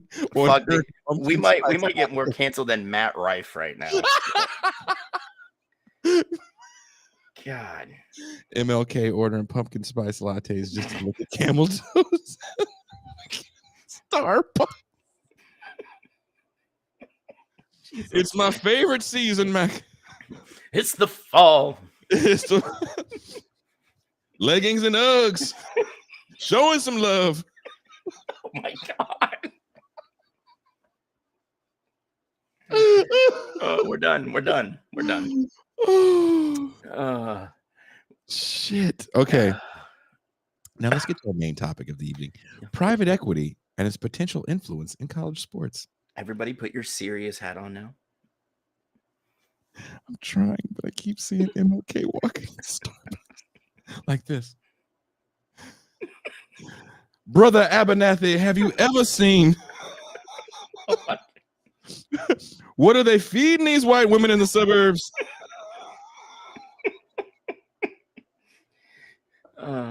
Well, Dr. King, if you really want to get down to it, it's the steroid-infused proteins that we find in our grocery stores now.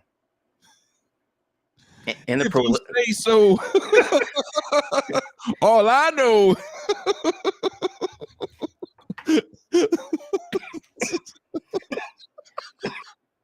Heaven sent apple bottoms everywhere. Yeah. Can you just imagine it? Just fucking hanging out in a suburban fitness club. He's just like, oh my God. You bitches is out there twerking? He's sitting at like one curl machine, and just every 5 minutes he does like 3, and he's just like, just praying. He's just praying the whole time. Lord Jesus, give me the strength not to grab one of these ass.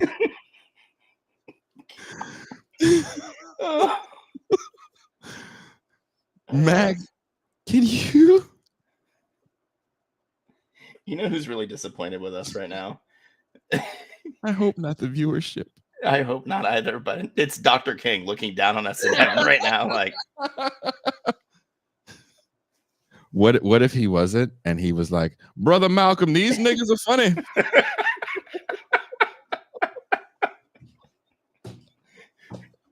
That nigga gets it. Hold on. And Malcolm's just there like this, Jason.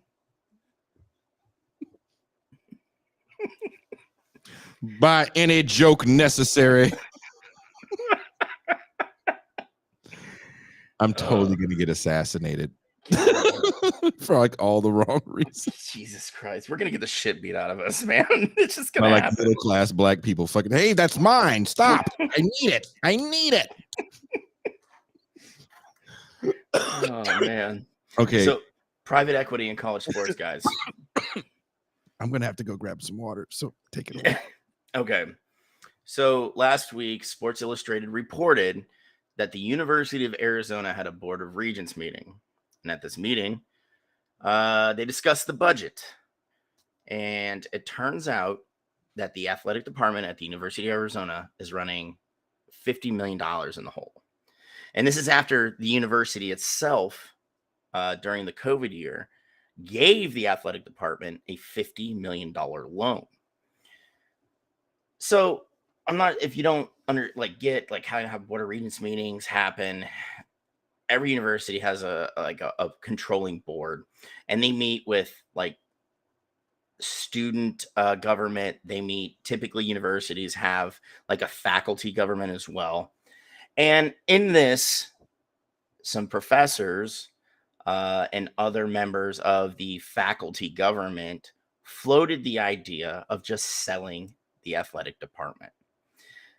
So that would kind of bring us like, University of Arizona football brought to you by IBM, right? Or whatever corporate entity would purchase it. And Jason and I got to talking about it, and I did some digging. And as of 2021, there were only 18 schools that didn't run their athletic departments at a loss.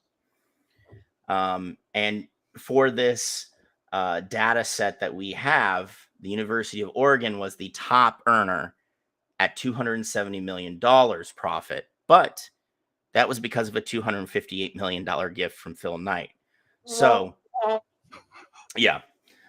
So technically, I would say that the number 2 school on this list is the top earner, and that was the University of Georgia, which turned a $36 million profit, give or take, right?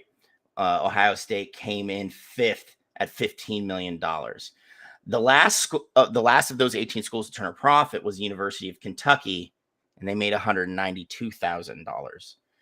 This is the kicker. This list is 211 schools. 211 have ADs, right? The school that runs at the biggest deficit is Radford University. Have you heard of Radford University, Jason?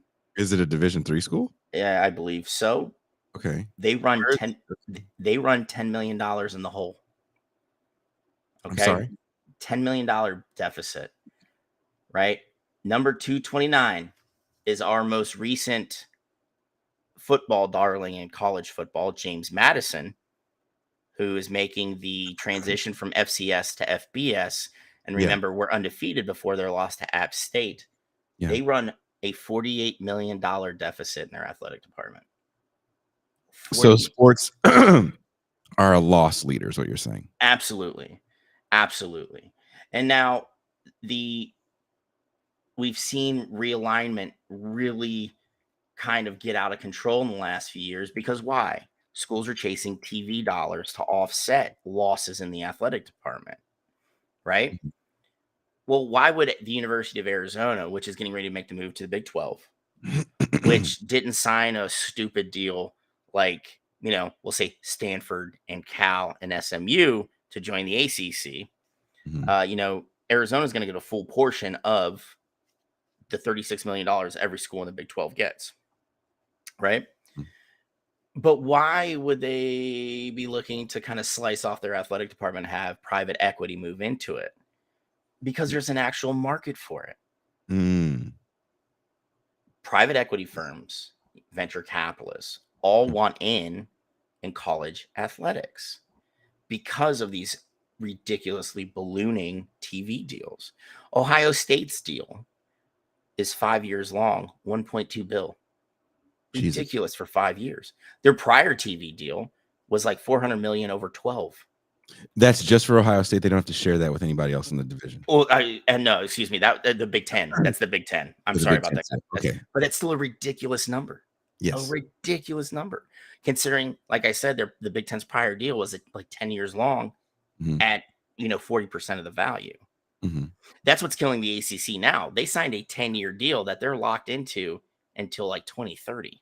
With it's ACC Network and ESPN, right? And they're not getting the viewership or the sponsorship dollars that they thought they were going to get. Oh, I mean, when they signed the deal, it made sense. They had a network that would help them launch their own TV network. And, people have to realize the only conference that was dumb enough to go it alone, starting a conference network, was the Pac-12. Yep. And that has literally led the Pac-12 into multiple lawsuits by like Dish Network, Cox Cable, to where the Pac-12 couldn't provide the content to justify carrying the channel, right? So, and that's ultimately one of the things that really destroyed the Pac-12. Which should actually speak to something that we're not talking about now, that people don't care about the quality of the product. It's the presentation of the product. Yes. Because the Pac-12 wins championships across the board in all sports. Well, it's like we were talking about last time. Stanford's won 26 out of 29 President's Cups. And that is for the athletic department that wins the most championships. It's essentially who generates the most points, and that's through championships. Stanford dominates in your non-revenue sports. And what I like to call rich white people sports, like crew, rowing, sailing, shit like that. Fencing. Yeah, fencing, badminton. Women's softball. Yeah, and volleyball. And like the thing is, it's a shame that we're the only industrialized country that is tied below major league sports Mhm. to academic institutions. And let's add this caveat as you continue that these colleges are supposed to be, especially these state schools are nonprofit institutions. Yes. I mean, and this is what pisses me off, right? And UNC, the flagship university of the state of North Carolina, University of North Carolina, Chapel Hill, had an almost $2 billion endowment last year. Why is a state school, like you said, that's supposed to be nonprofit, running around chasing down billions of dollars? Why? Right? And let's face it, some of that money is going to go to like expanding the hospital on campus because UNC medical system is phenomenal, right? It's going to go to building projects to make sure dorms are up to snuff, all that shit. But how much of that goes to, and I want to ask you, and you probably know this better, there's a situation right now in California where you have private money coming in, taking over certain dorms in certain University of California schools. Again, public institutions have private money taking over the dorms, excuse me, charging market rate for rents. Oh, dude, my alma mater, UNC Pembroke, only has 2 dorm buildings that is controlled by the university. Okay, Pembroke's private. Everything else is privatized, right? And they don't even charge market price because in Pembroke you can find a 3-bedroom house for rent for about $600 a month. These dorms run anywhere from $1,200 to $2,200 a month. Why are they able to charge so much? Because it's taking the responsibility away from the university, the liability, the responsibility to house students away from the university, right? And the thing is, UNCP is one of the NC Promise schools where tuition is $500 flat a semester for in-state students, right? And Pembroke is in a very, very economically disadvantaged part of North Carolina. And you have to understand, UNCP was originally called the Indian School because that's where the indigenous people that were left in North Carolina had the ability to go and get a secondary education that wasn't like a trade, right? And we have the Lumbee tribe right in Pembroke and Robeson County that are not federally recognized, but they're recognized by the state. And a lot of that has to do with there was a lot of intermingling between freed slaves in Lumbee, right? And that kind of plussed up their numbers. And because the United States government still leans into blood quantum to justify who is a native, Lumbees apparently don't meet that standard to be considered an indigenous grouping, which I think is ridiculous because one of the groups of people that are fighting federal recognition the hardest is the Eastern Band of Cherokee. And because if the Lumbee were federally recognized, they would be the largest indigenous nation east of the Mississippi. Really? Yes. Okay. Yes. 56,000 members, Jason. There's a lot of Lumbees. And your kids are half that. No, my kids are Catawba, which is a rinky-dink tribe. They only have 400 members on the rolls, and they're based out of South Carolina. But, I mean, that's kind of off topic. But, that's what they did when they instituted NC Promise. The enrollment, quadrupled, and there was no place to house these students. So when I was in student government, I would bring this up constantly to the chancellor. Hey, where are we putting these new students? Because NC Promise is a great program. When you can cap tuition at a low rate, $500 is still a lot of money, but if you can pay $1,000 a year to go to school, that's great. That could be life-changing for a lot of students. Yes. But where are they going to live when they get to campus? At one point, they turned double rooms in the dorms into quadruple ones. So there were 4 people. And you saw a lot of these apartments that were privately owned, not owned and run by the university, that were 2-bedroom, where you had a student in each bedroom, and then a third student would be in there, but just have the couch. So it's absolutely ridiculous. And it's not even just dorms anymore. You're seeing cafeterias are being purchased by private equity. and run by private equity. So like it's out of the university's hands. Like Sodexo runs, I believe, all the state school cafeterias in the state of North Carolina now, right? So when you have an issue with the food, you can't just go to like your RA or your TA or anything anymore and bring up like maybe you have like a gluten allergy or a nut allergy. Like if I eat the shit, it's gonna kill me. Mhm. Well, Sodexo's running it. You got to go talk to them. Good luck trying to get a corporate person on the line to to discuss your food allergy. Also, food quality issues too, because you're talking about people that are looking at profit motive as the only way. Yeah. So, Yeah, you and can be eating stuff not fit for human consumption. absolutely. And the thing is, but if you look at athletic departments,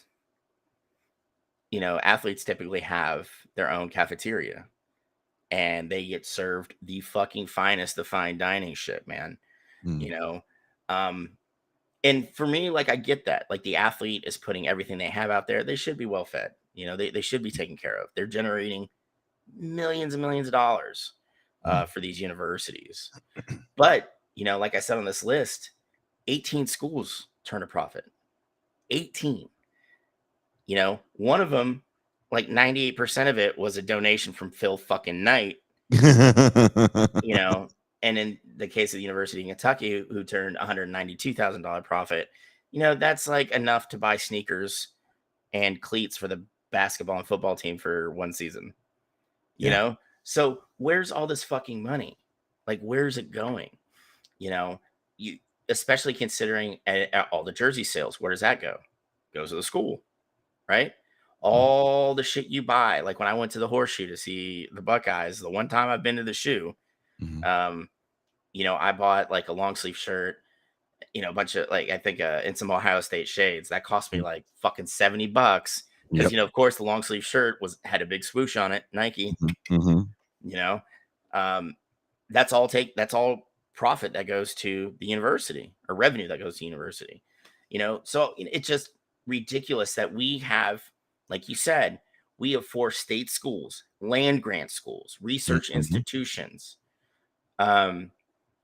HBCUs. We're forcing them as institutions of higher learning whose primary mission, and dude, you've seen it, our primary mission is to educate students and give them the skills to compete in the world, blah blah blah blah blah blah blah, right? But honestly, with the way college sports is now, especially football and basketball, schools are essentially just incubators for those 2 sports, right? Yeah. That's it. That's it. And we're really starting to see the issues kind of coming to a head now, where you're seeing staff like faculty having tenure completely eliminated. Hello, Florida. Yes. And then they bring in adjuncts that have to essentially, after 364 days, reapply for the job that they don't get benefits. Our friend of show, my good friend in real life, is an adjunct professor. You don't get benefits. It's not the job that people think it is. I want to read this to you, and maybe you read this. This is from bestcolleges.com. It's not just schools and conferences involved in money grabs. Thanks to name, image, and likeness, NIL, opportunities, players now have a financial stake in the game. The transfer portal has enabled athletes to switch teams without penalty in search of bigger and better NIL deals. Some players stand to make millions. But again, that's not enough. Ultimately, it seems players will be paid directly as employees. Last spring, the National Labor Relations Board filed a complaint against USC, the Pac-12, and the NCAA, claiming players should be classified as employees, not student athletes. Around the same time, the NCAA asked a federal appeals court in Pennsylvania to reject a similar effort to secure employee status for athletes. Even within the Ivy League, famous for its emphasis on the student side of the student athlete, the pursuit of employee status has gained traction as Dartmouth College basketball players seek to unionize. But where would the money come from? Only a relative handful of schools realize a profit, as Max has been talking about. After meeting all the expenses involved in running an intercollegiate sports program, coaches aren't about to give up their seven-figure salaries. What I think we might see, whenever you bring in corporate money, we saw this with the news in the 60s, where when you had the era of the good corporate citizen, We know news is the loss leader. We'll make our money with Jack Benny. I believe the CBS president said that years ago. Yeah. By the time you get big time multinational financial capital owning television stations, they're like, you guys got to turn a profit. And the way we view news is very, very different. And you start cutting things. There used to be documentaries that were really, really interesting. You could just give someone some money. Hey, I want to make a documentary about racism in the South. Okay, here's a budget. Here's a camera. Go do it. We don't give a damn. Now, do you really think that big time financial capital is going to invest money in women's soccer, rowing, fencing, baseball? Hell no. You know what? I'm going to disagree with you. You want to know why? Why? 2 companies. Mm-hmm. WeWork and Theranos. Okay. Dumped billions, private equity, fucking venture capitalists dumped billions into those companies that had no product. No. And saw no ability to turn a profit. None. But what were they? Tech companies. Not just tech companies. They were the flavors of like the year. Mm-hmm. Right? Mm-hmm. So let's say women's basketball. Let's use women's basketball as a case in point. Perfect. LSU. Yep. Won their first national title last year. Mm-hmm. Thanks in large part to a young lady named Angel Reese, who right now is kind of under the gun for other reasons, but she's really taken advantage of NIL. Like, she was on the cover of Sports Illustrated. She was in a fucking music video. You know, like, she's gotten herself out there. People will dump money into a program that have a woman like Angel Reese there because what are they? They're cool by association. They're adjacent to this person that's kind of like transformed a sport. And Angel Reese and Caitlin Clark did it during the tournament last year, especially when Angel Reese was sitting there pointing to her finger. You know, when Caitlin Clark was like dropping threes all over the place, and she's continued into this season as well. She had a phenomenal game a couple days ago. You know, but Angel Reese is very charismatic. She's very out there, right? You know, like, people want to be a part of that. And before you go on, Dr. Claw, like, there's no paradigm to change with WeWork. They were fucking landlords that didn't want to be landlords. And Adam Newman. Well, they were disruptors, right? Let's not. I don't want to. That shit crazy. Too much. Yeah, they were just disruptors, right? Market disruptors. I get why you give market disruptors money, because you want to be like Uber and take over the public sphere. And Uber has never turned a profit. No, but they're a tech company. That's different. You can not turn a profit as a tech company and still make money in the market. But see, again, that goes back to the point I was making. People will continue to dump money into something that's just losing money. Because you're making money somewhere. You're just not making money where regular people think you're making money. But I want to raise you this, because this is a fun back and forth. I understand what you're saying, and you're talking about one of the big sports. I'm not talking about one of the big sports. I'm saying, because I can see big venture capitalist money going, we can Me Too this. We can I'm with her this for female sports. And we can create a little industry here for female sports, right? I see that. I understand that to a degree. We're still trying to do it with the WNBA. It's not working. College, I think, is a whole different beast, and it's working better with college than the WNBA.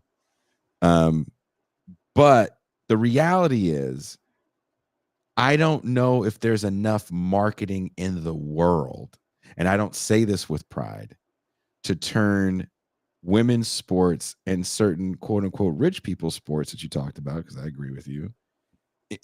You turn lacrosse into something that people really come to see, or that you can televise and make interesting. Hockey is still suffering in the United States as far as viewership. Baseball is suffering as far as viewership. So you have these two main sports that are your bookend sports that might allow you to keep some other things like hockey in places like the Rust Belt and the East, where it's still a big time thing people come out to see. Women's basketball, I think, will always be there because people will come out to see the women's Final Four. That has a lot more to do with gambling. I think the only way it can work for venture capital to come in and keep all sports is when you make all sports fun to gamble on. Yeah, I agree with you there. But I also think that there's going to be something that prohibits venture capital when they eventually do creep in. And I really think that they will. Um, is Title IX a federal law? Mm-hmm. They can't beat Title IX. Well, look, Macalicious, if there's one thing that this court would love to do, You're absolutely right. right? Yes. You know, we found the reason why Title IX doesn't work, because it's not making dollars and it's not making sense. Yep. And that resonates with the American populace more than any complaints that you may have about sexism, racism. Any ism you may have goes away when you use kind of the simple talk of dollars and cents. There's a reason why there's a libertarian president now in Argentina. Oh God. And again, we don't say these things with any sort of like pride or joy. We're saying them actually very nihilistically. And that's where I look at this whole thing as something like, and I don't think it's going to happen right away. I think it's going to be slow. It's like, hey, we got to get rid of it. Maybe, I don't know how you can make it a club sport. Yeah, I mean, and that's the kicker, right? I would figure that rather than excuse me, allowing that to happen, because, you know, like we were talking about before, academics will absolutely say sports are a loss leader. And it actually goes against the mission of the universities, right? Why wouldn't we set up academies that the way they have in Europe, and have athletes that show a real ability in the sport to just go through the academy system? They meet their academic standards, you know, like you have to do. But when you turn 18, you go into, you know, like the U17 club, and then into the big club, right? Mm-hmm. I feel like that would link the gambling part of it, which is a huge part of sport now, whether we want it to be or not. It is. It absolutely is. Right? Like, you got to think 3 years ago, Jason, we had what, DraftKings, and what was the other one? Jesus, I know what you're talking about. I can't think of the name. Yeah, but you know, they eventually merged and became one company. But ESPN has their own daily fantasy sports thing now. It's like ESPN bets. And we talked about this privately. People that talk about sports through the lens of gambling and fantasy, they're talking about a whole different thing. And it's not the same sort of nuance, I believe, because now you're talking about people that are making or losing money. So everyone has an intrinsic value. Yes. So that's why you get these people that are so quick to call people trash. So and so is trash. They're over the hill. They're 25. They're trash. They didn't make it. Well, because they didn't cover for you. So that means they're trash. So gambling is changing the way everybody sees sports. And with football and fantasy, it's making it very easy for people that don't have a certain type of knowledge about the game. Like the Final Four starts that. Yeah. Let's get a bracket and just start putting this team has a cool name. I like that mascot. And now you watch the game, and there's a different emotion in it when you have a couple bucks on the line. Oh, absolutely. Absolutely. And when you see these upsets happen, now you want to be a part of it. There's a rush, there's a thrill. This is almost like going put 25 on put 25 bucks on 11 to win at the roulette. Yeah. And I don't know if you can do that same thing with lacrosse. But if you can figure out how to do that, then that's what it's going. I hear gamblers talking about prop bets Oh for yeah. soccer matches that are leagues I've never heard of. And granted, I'm not the biggest soccer person, but there's more people watching MLS soccer. And I lived with a family that was a massive soccer family than I can imagine in my lifetime watching soccer. And a lot of it has to do with the fan, not a lot of it, but there is something to be said about the fact that you can have prop bets. Yeah. Yeah. I mean, dude, look at whether we like to admit it or not, the EPL. Mm. It's Mhm. the third most watched league in this country now. And the latest game you're gonna get is probably like a 10 or 11 o'clock kickoff. And you have to have Peacock to watch it. So but people are watching it. People want to see, Manchester City, Manchester United, Mhm, mhm, they want to see them.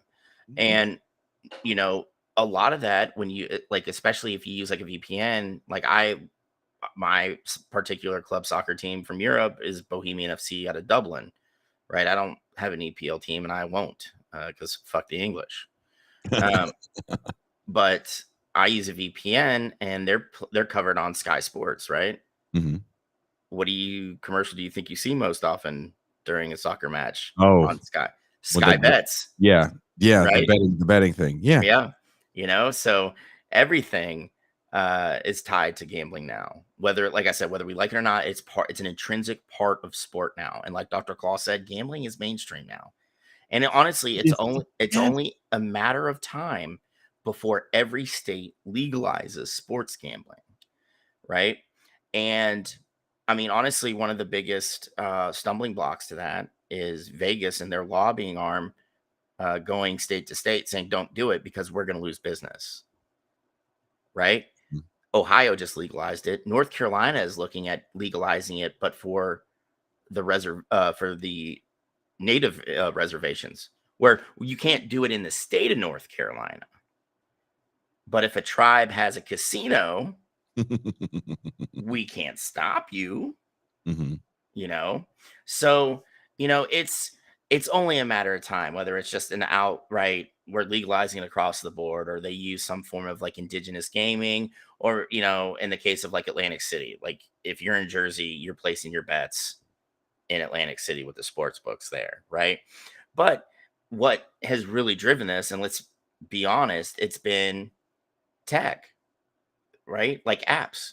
Like Yes. I could be sitting in North Carolina and place a bet through MGM Grand in Vegas, and I'm not breaking the law, right? Because where's Yep. the book based out of?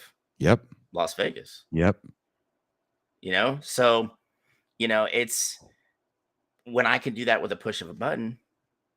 It's one of those very democratizing kind of things, right? And But this okay, this let's read on this article, right? Because we had a little pause here with the gambling thing. damn cambers. Even within, I'll go back, even within the Ivy League, as a student athlete, the pursuit of employee status has gained traction. But where would the money come from? Only a relative handful of schools realize a profit after meeting all the expenses involved in running an intercollegiate sports programs. Coaches aren't going to give up their seven-figure salaries. Could players get a cut of ever-growing media contracts, especially since their appearance on networks constitutes a form of NIL usage? That's certainly possible considering the revised college football playoff format promises to yield a media deal worth as much as $2 billion. Perhaps private equity is the answer after all. Here's a quote. Quote, "It's all about revenue." B. David Ridpath, a professor of sports business at Ohio University and former college athletics executive, told Best Colleges. "It's about winning, it's about being successful, and that's how it is with capitalism. So why wouldn't private equity work?" And see, this is where I've been having discussions. Like I haven't been going out much because I'm like, it's cuffing season. I'm trying to get cuffed, so I'm like getting in the gym, trying to look good. But I went out Does that mean getting in a relationship? just temporary through the winter, and then they kicked me to the curb in the spring, which is all I really want. Right. So, um, but the guy, like a lot of the dudes I'm talking to, we'll get into like sports discussions, like you said, like we were talking about, and especially when it comes down to that last part that you read, we're going to see private equity creep more into it because what is struggling right now as Mhm. far as driving these TV deals? We're getting fewer and fewer things or organizations that are able to pay for these contracts, Yeah. right? We saw Bally Sports just went tits up. Mhm. The local provider for, like, I believe 16 NBA teams and 15 MLB teams, right? Like they went bankrupt. They stopped paying out to multiple teams, including the Padres, right? Um, so as we have organizations like ABC Disney, which are running at a massive loss right now, Bob Iger was brought back to try and cut, expenditure. We see Discovery Warner Brothers that are cutting things as well, to Mhm. get their losses down. They're Mhm. not going to be able to keep paying out billions of dollars to cover sports because ESPN right now has been hemorrhaging money for like 15 fucking years because rather than trying to keep up and honestly, I hate using this term, but innovate, as we saw the explosion of like being able to watch on my iPad or my phone or my laptop, people start cutting cords and getting rid of cable.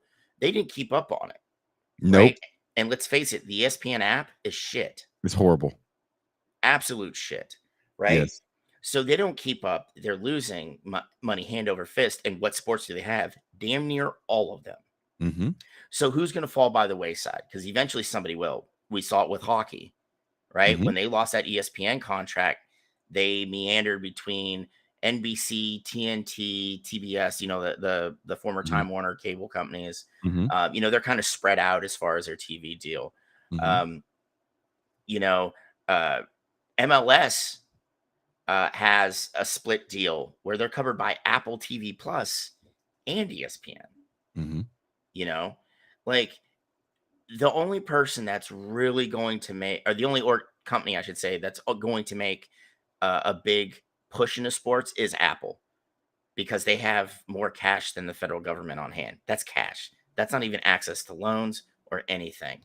So, um, it's we could see uh honestly, after these current TV deals are over, like we might see, who fucking knows? Apple might put in the big bid to get the new playoff when their contract's up.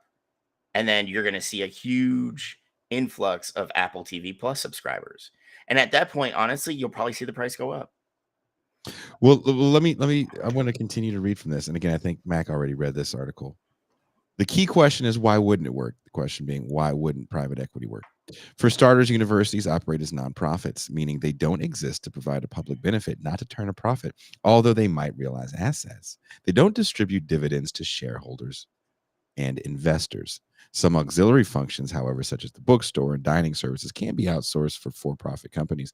But most university operations, including athletics, fall under the umbrella of nonprofit. Private equity, of course, functions to generate profits for investors. Firms invest in privately held companies with the goal of making companies more profitable, right? Constant growth. Something has to give. In Florida State's case, the exact nature of the relationship between the university, its athletic department, and private investors remains undetermined. But the Sportico reported the university may consider a structure whereby commercial rights are rolled into a new company which private equity funds are invested. The return on that investment would come from future media and sponsorship revenue. That quote, new company would have to operate as a for profit enterprise that's somehow related to the university and its athletics department, yet separate. Despite the arm's length arrangement, such a move would send clear signals about where college sports are headed. Quote, I always try to assess whether a proposal would likely move a department, conference, or organization closer to being an educational entity or a commercial entity. Welch Suggs, an associate professor of journalism at the University of Georgia and a former associate director for the Knight Commission on Intercollegiate Athletics, told Best Colleges in an email. It seems pretty clear that venture capital taking an equity position in athletics would be a move towards commercialization. That raises a whole host of concerns, Sugg continued. The most important of which is whether athletes are employees of that business. Another concern, depending on the nature of the university's relationship with the for-profit sports enterprise, is taxes. A major benefit nonprofits enjoy is freedom from income and property taxes. Hmm. Unlike professional sports franchises, universities don't pay taxes on the income generated from their teams, including media contracts. Consider the potential property taxes on a massive stadium such as Ohio State's. Hmm. If the university's athletics department, or say just its football program, became for profit, it theoretically would have to pay property taxes for that footprint. Ridpath suggested an alternative scheme that assumes the university maintains ownership of the stadium and essentially leases it Yeah. to the athletics department. My guess is that if Ohio State becomes an athletic corporation as an auxiliary of the university, they would pay the university for the use of those facilities. They would pay quite a hefty fee, I would imagine, probably in the millions.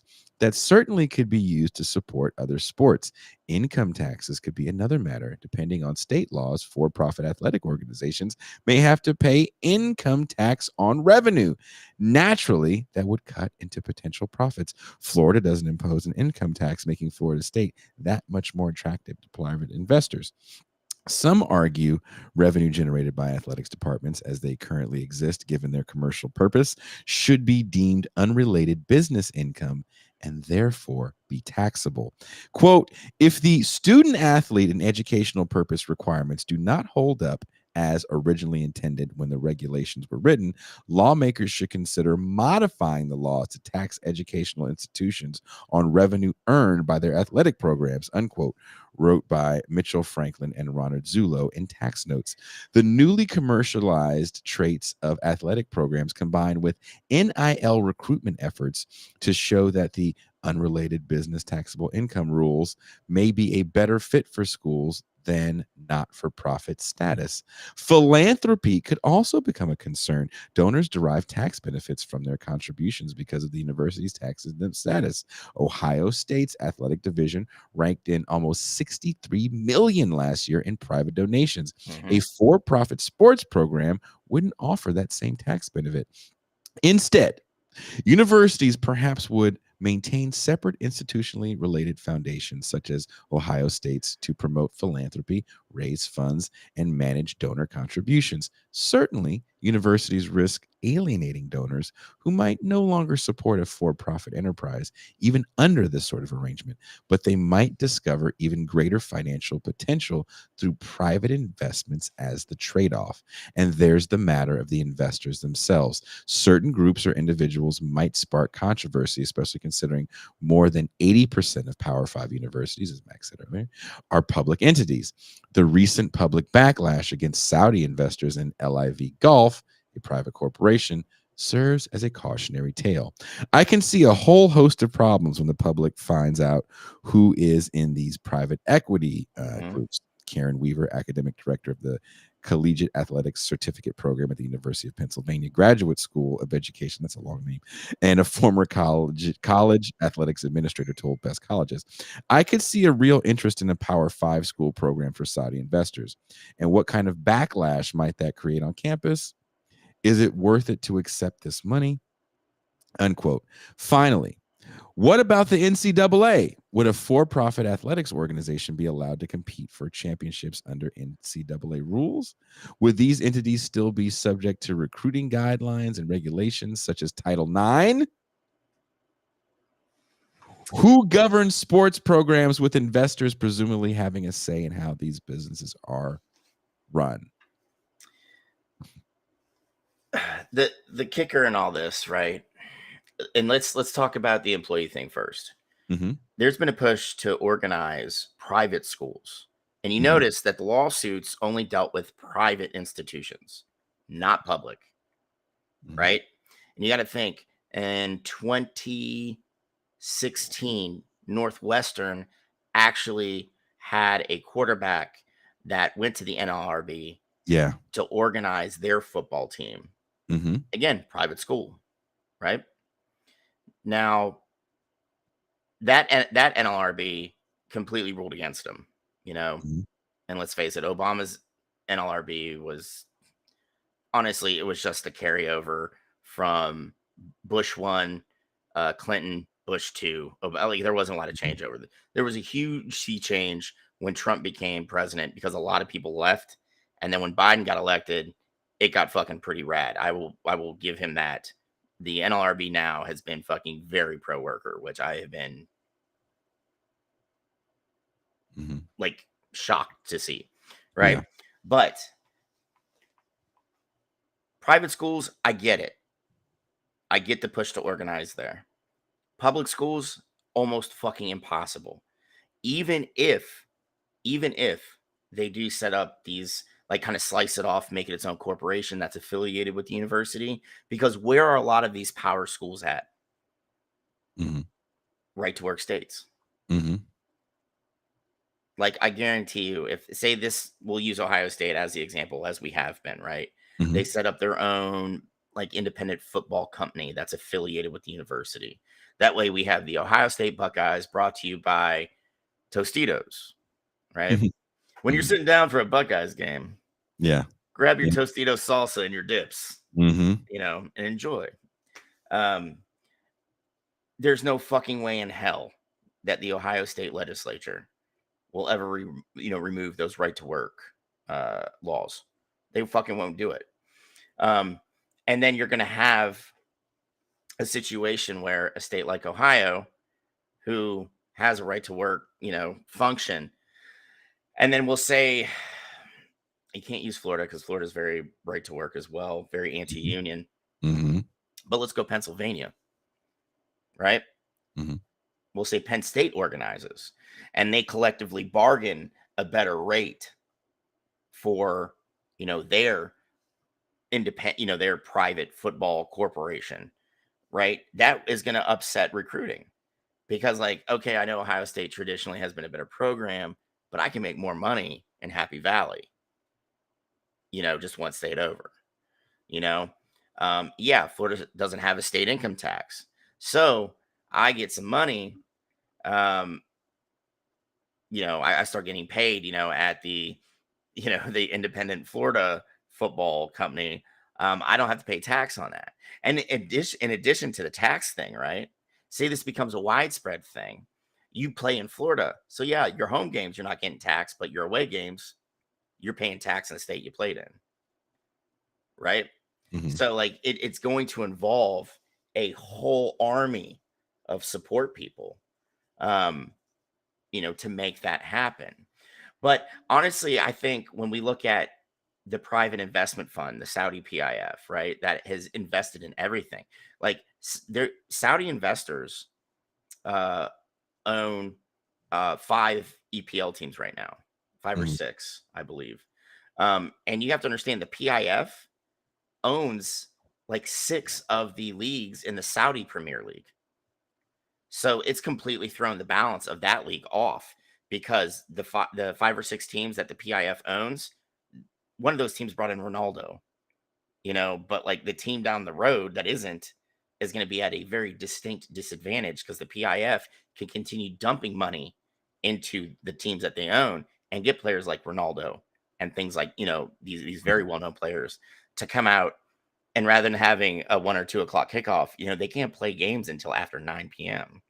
because, if you go out during the day in Saudi Arabia, you're going to fucking melt, That's fair. Yeah. So, like, the Saudi government has made a very concerted effort to sports wash their horrible human rights abuses, their fucking, horrible government.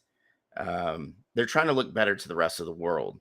And they're also trying to diversify because they know, yeah, we're sitting on a ton of oil, but eventually that shit's going to run out. So we have to find another way to keep our country running. So I can definitely see the Saudi PIF trying to get involved. But see, this is the United States. And what do we do better than anything else? America, right? Like, we own it. So I can see more of your, like, venture capitalist firms here, your private investment firms here, like BlackRock, the fucking giant fucking bugaboo in the finance world who owns stock in goddamn near everything that drives power on the planet. I can see them fucking throwing money down at, like, USC, Mhm. the big kind of tent pole programs. Mhm. Um, fuck Stanford. I think they would probably go to Stanford first, honestly. Mhm. Um, but you know, it's it terrifies me because I would rather see the universities just say, you know what, fuck it. Um, work with the state to set up the academy system. So kids that have that athletic ability have the chance to just go play sports, right? And somebody in chat had mentioned, why do you have to study political science and like English to play football at 19? I agree with that, right? Like school is not for everybody, and that's okay. But Yeah. if you've got a kid who runs like a 4.240 or is a giant of a man and no one can beat him in one-on-one blocking drills, then let them just go play. I mean, I don't the idea of the student athlete, we've talked about this with Coach Will, and I need to bring Coach Will back on the show. Um, the European model, there's like a class, there's like athlete class, there's like a class of people, and we're seeing it especially with basketball. And kind of look around the NFL. A lot of these kids have dads that played at high levels, if not in the pros. Mhm. The Warriors' whole starting five at one point in time, a couple years back, was all ex players, kids. Yeah. So we're talking about an athlete class. So that's what we're starting to see. And I see what you mean, Mac, about having these academies where people go um, to play sports that may not be the main sports.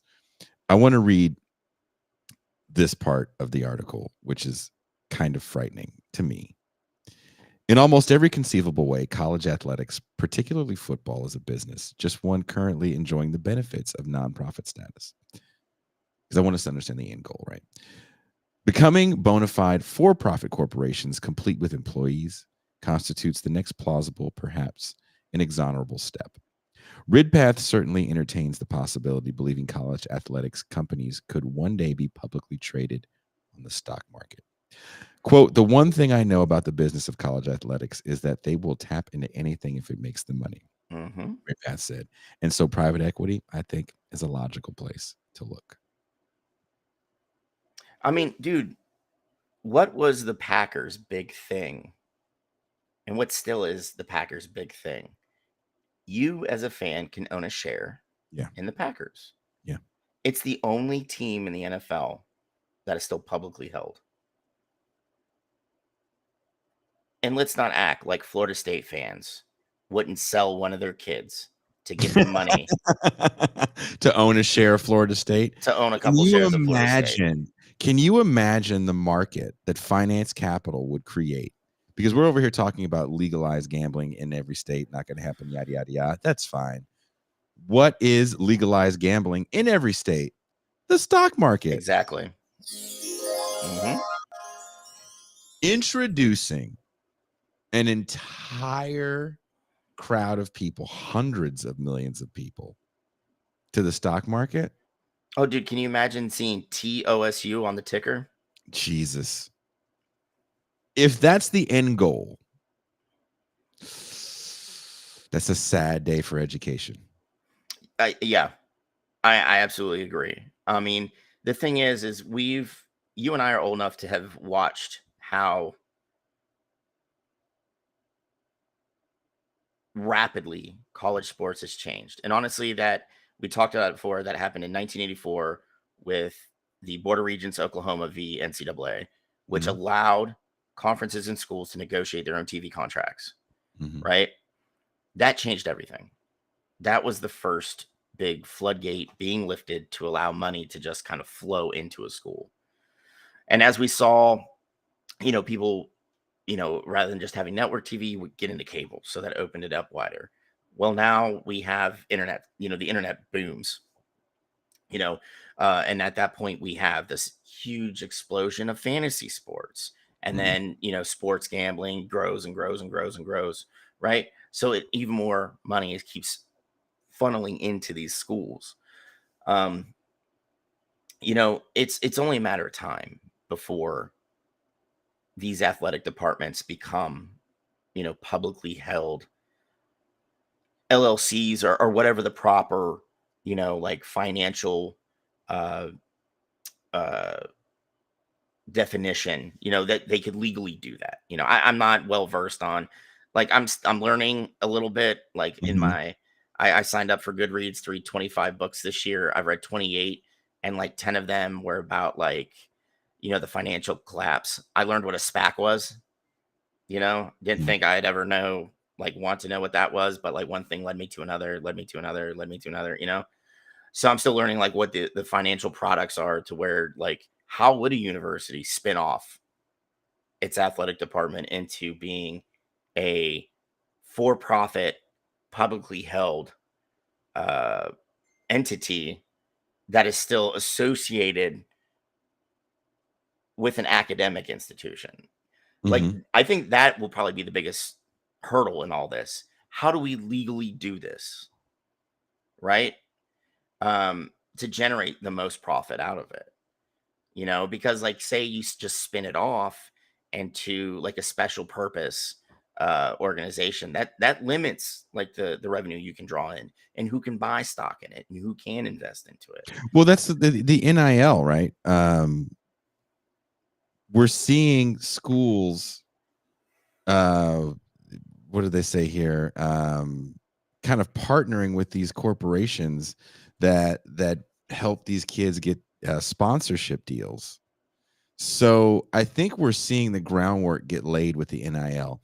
I think what happened is that we were victims of a little bit of kayfabe with NIL, and I'll say this is why, because the way people were talking about NIL from the purity of sports standpoint, which was always BS, right? That's Mhm. the same level of the student athlete, which is preposterous. Quite the misnomer, really. It's complicated because there is an idea of a student athlete where you want to get the most out of your time in college and the most out of your playing a sport that may not take you to a quote unquote next level. It's just something that you enjoy doing and you're going to end it there and then go on to whatever your life is.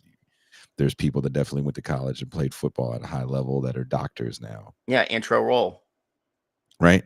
Yeah. You are the epitome of the student athlete. Like, how many people have played sports and got into politics?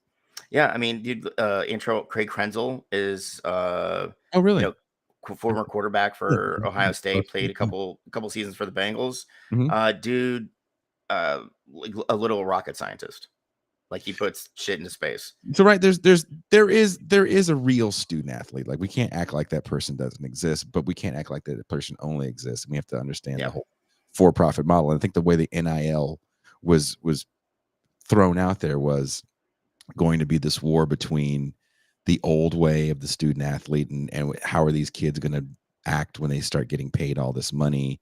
And now you have this thing called the transfer portal, which says, you know, Alabama can't keep the top 8 quarterback recruits anymore because if that cat doesn't get playing time, he's going to go to school X and try to get a Yeah. bigger, better NIL deal. Well, I mean, Look this at is what Deion. killed me about NIL, Jason, is the fact Mm. that when it happened and the NCAA freaked out, right? They changed tune after a year or two, because they're like, whoa, wait, kids will get paid and we don't have to do it, right? And we can figure out how to siphon some money off them. Yeah. And then, because remember when this shit was happening, this was when we started seeing private school, like players at private schools, like, we want to organize, we want to form a union, Mhm. right? And that's when you had politicians, Gavin Newsom, case in point. The University of California system has to start looking at these student athletes as employees, and they need to be paid. He was the guy who was really beating that drum. And then NIL thing passes, and all that talk kind of went away. And the I NCAA don't is think like, they but that's the thing, I don't think they mind paying them as employees and at like you said, in these at work, at will states. Because it's like now we really don't give a damn about your broken leg. We don't give a yeah, damn about your torn ACL. We don't give a damn about anything. Um, Considering the recent directions of intercollegiate athletics with multi-billion-dollar media contracts, the commercialization of the student athletes through NIL, and the strong potential of athletes being paid as employees through collective bargaining, it's not difficult to imagine an environment in which private equity infiltrates this lucrative market. NIL, to me, sets the groundwork. Because now these players, if they had a mild allegiance to a school or a coach, F it, it's out the window. Yeah. It's who can get me the most NIL money, right? Now the kids already understand themselves. I'm working on a piece for Damage. Hopefully I can get it done this weekend. And we're talking about young people and steroids. And I'm coming at it from the standpoint of there's a generation of people that no longer just accept ads as viewing, like ads or entertainment. That's kind of the millennials, like ads or entertainment. We don't mind watching influencers. Now you have Zoomers that are like, we are the billboard. We are walking billboards. So where we used to have always be closing, where you were closing deals, there was an end goal to what you were trying to sell. Now it's I'm always selling. Yeah. These young people understand I'm brand X. I'm constantly selling myself. I don't see too many kids. I mean, it still happens. It's college, but you don't see too many kids doing things that were getting them in trouble a long time ago. There's not as much. I mean, again, the bad things still happen on a college campus. But when you're always selling brand you've already commercialized your existence. The fact that you breathe air. Yeah. And it's not, and it doesn't always have to be for major dollars. These athletes are able to get major dollars, but they're part of a generation of people that like they're going to sell themselves anyway, just to sell themselves. There's kids taking steroids right now, Mac, not to be the best player on a team, not to be IBB pros, but to be able to get 225 up on a bench. Yeah. They're 14, 15 years old. That's frightening. Yeah, and the thing is, it's especially considering what steroids does to your body when it's fully formed. Now, when you're introducing it to a system that is still undergoing growth and development, like, dude, it For I don't, nothing. yeah, and like that's the thing, like especially going back to like when you're selling yourself, right? The Cavender twins, Mm, right? Case in point, I don't know if you saw, but Haley Cavender, mhm, the one that actually like had a really good tournament, not like Hannah. Everybody gives her shit because she only averaged like 3 points a game last season. She mhm, decided she wasn't going to go back and play. Well, mhm. Haley Cavender is going to play for TCU next year.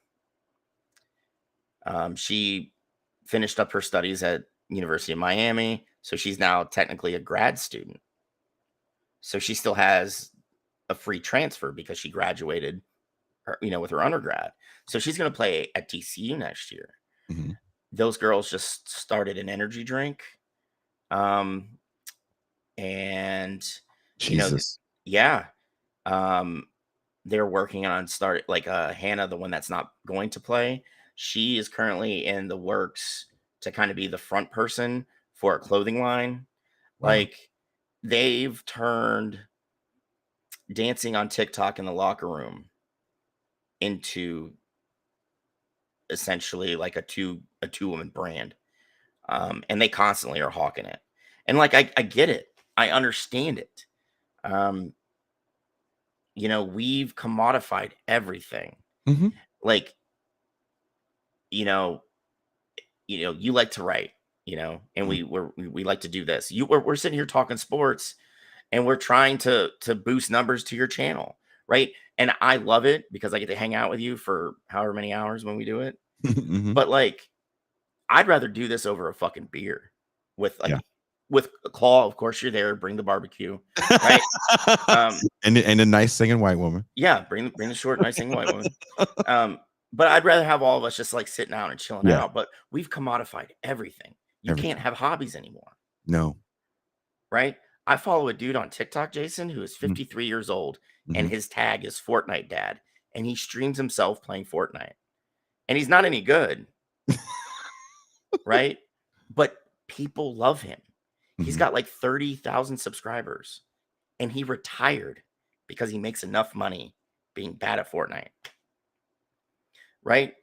And it's just like, why have we, like, for me, that is the epitome of late stage capitalism. We don't have enough decent jobs. We don't have enough coverage as far as healthcare or even like vehicle insurance or any of that. We've literally had to commodify our hobbies just to fucking survive. Or is it the only way we know how to see the world? Can we see the world? Back to the capitalist realism. Can we see a world where we actually have hobbies? I remember having friends that just, hey, I made jewelry. I made you some jewelry. I made a ring, right? Oh, Now they're thanks for my friendship bracelet. right. Remember that? Now they're on Etsy. Yeah. So I do see people that have hobbies and they tend to have very nice lives. Right. And I'm not, this is not a knock on I have a few friends, that have some all right lives, and I'm nice people. They're not horrible cats, but when you have time to learn how to make and design super high-end cakes, and you just make them to make them, like there's no big, like you don't have to sell them because you're in a relationship where your partner makes a ridiculous amount of money. You can have a hobby. Yeah. You have time to be the world's greatest parent, right?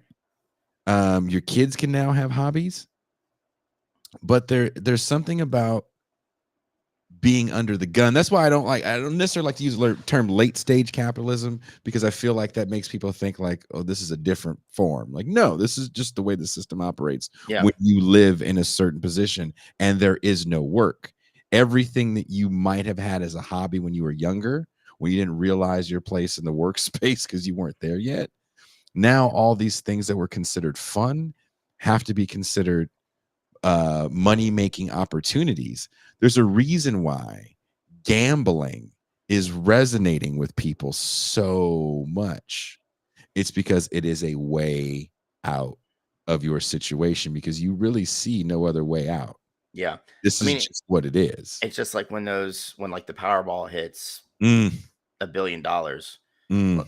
I had a buddy spend $400 on tickets. I'm like, dude, how are you going to make rent? Hope. Yeah.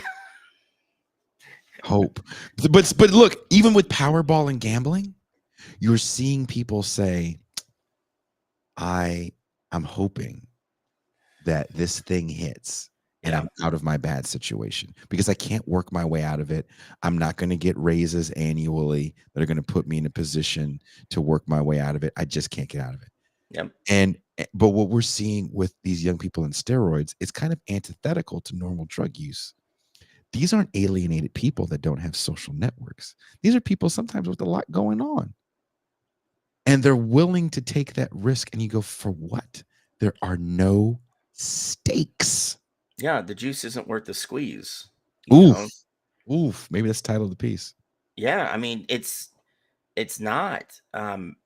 Like I played football in Northeast Ohio, small school, but football's religion there, man. Mm-hmm. And I'm not gonna say the kid's name, well, the dude's name, I should say. Mm-hmm. But he was already tall, great shape. Started using the summer between sophomore junior year. And keep in mind, I played in a wing T offense. Played tight end. Mm-hmm. Right? We knew if a ball was going to get thrown like 1 of 5 times in the game, 3 of them are going to go his way. He was over 6 feet tall. I had good hands, but like he came back just ripped, dude. Absolutely fucking ripped. Well, we graduate. I go into the Army. He waited 2 years and then tried to join.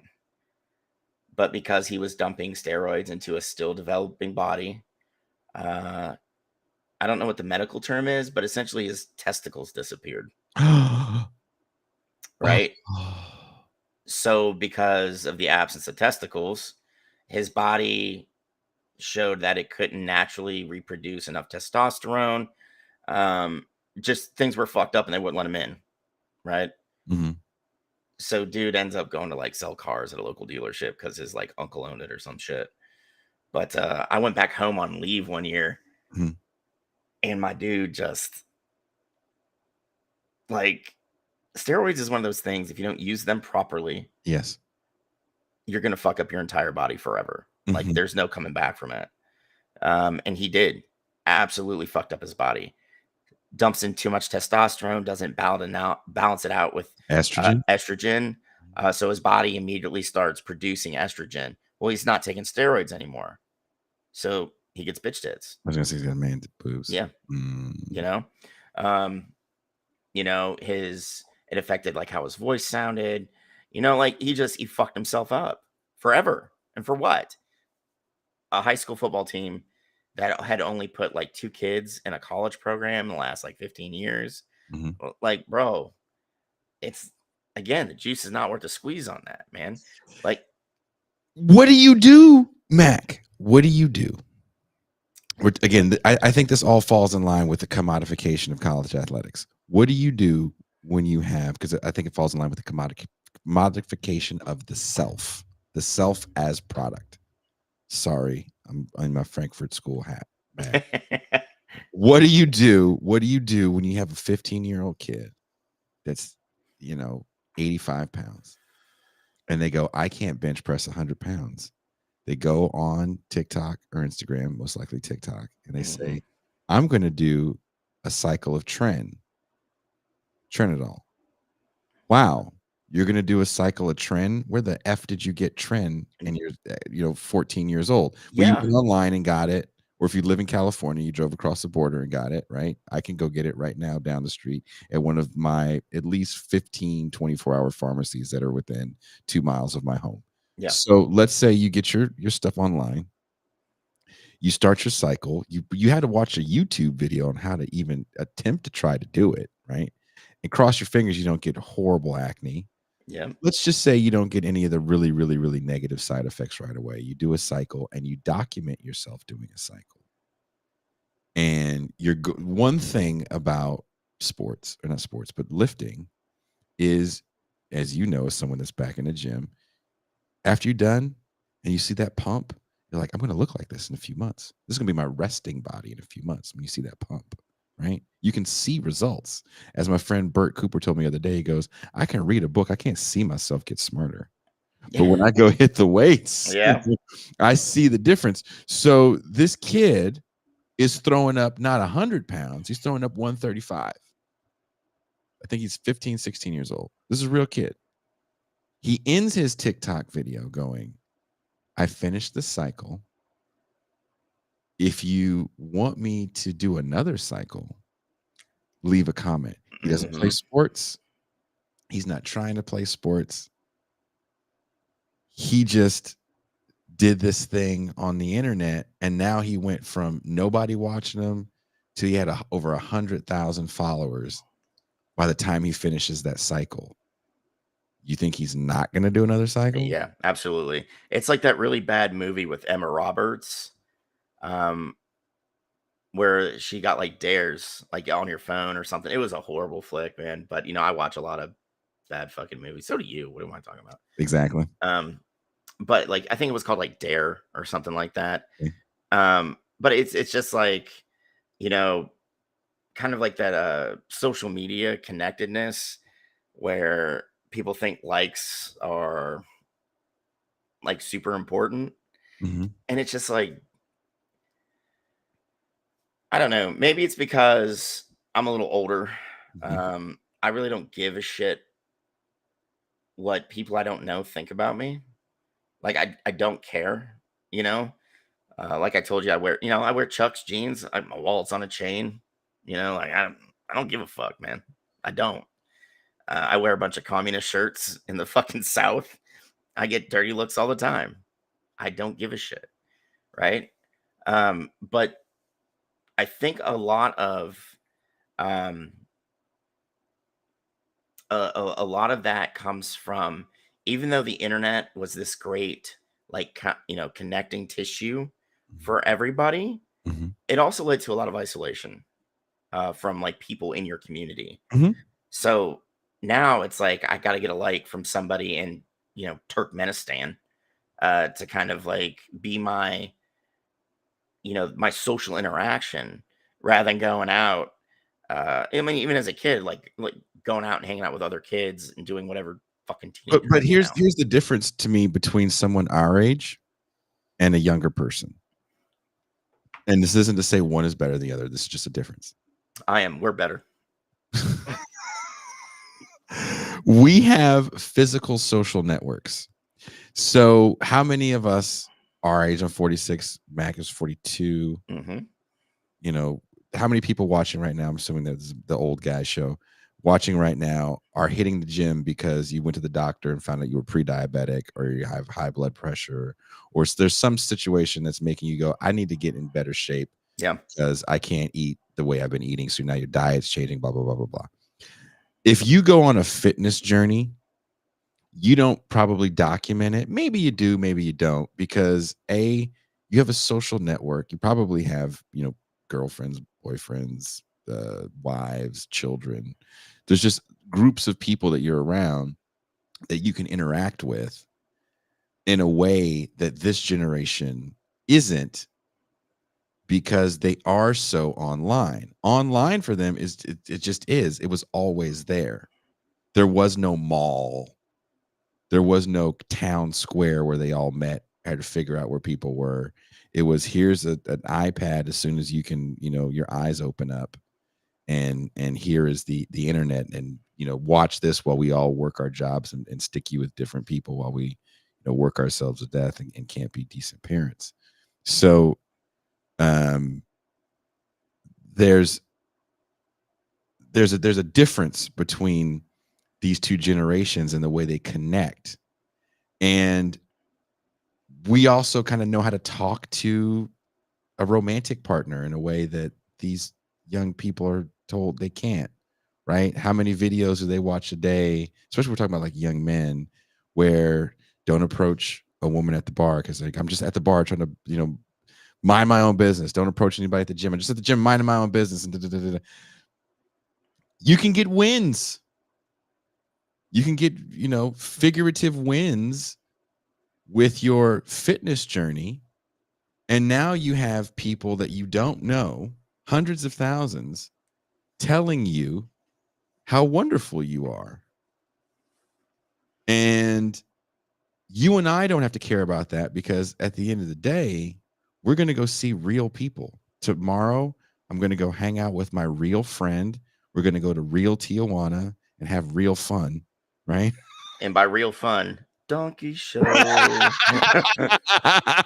We're going to the red light district. but seriously, like, tomorrow you're gonna see your children, you're gonna see your friends, you're gonna interact with people in your social network.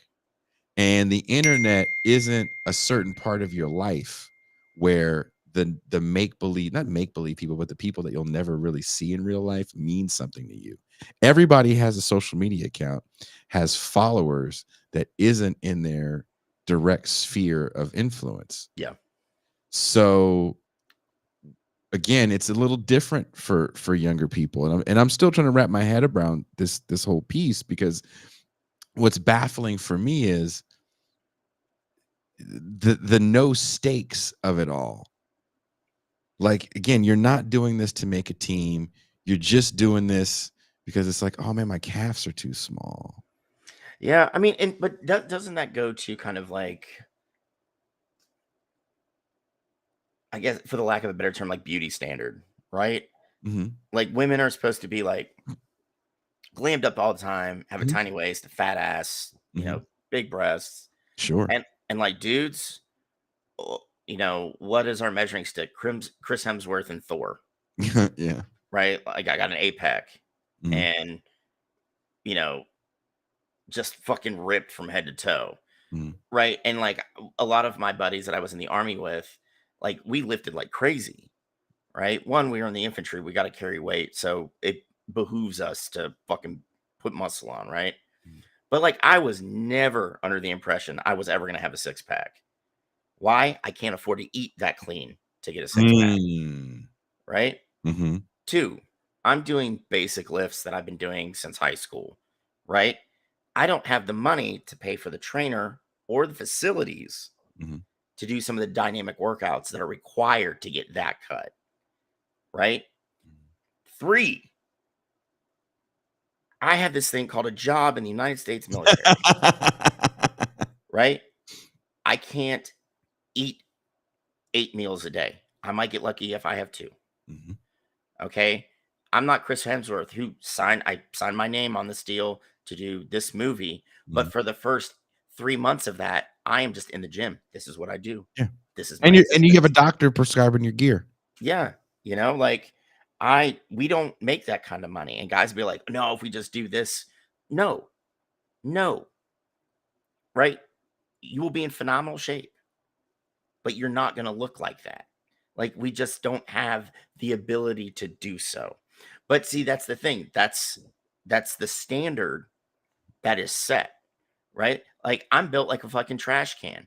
I just want traps. I want to be wide, and I'm always gonna have like my uh Halfthor Bjornsson, the mountain from Game of Thrones before he lost all that weight, right? I'm gonna have a little belly there, and I'm all Mm-hmm. right with that shit. Mm-hmm. When I decide to do World's Strongest Man, I'm gonna have a little shelf to put the fucking balls on as I struggle to get them up on the kegs, right? Like I'm good with that, Yeah. you know. But like, it comes down to being uh cognizant of what you're able to do.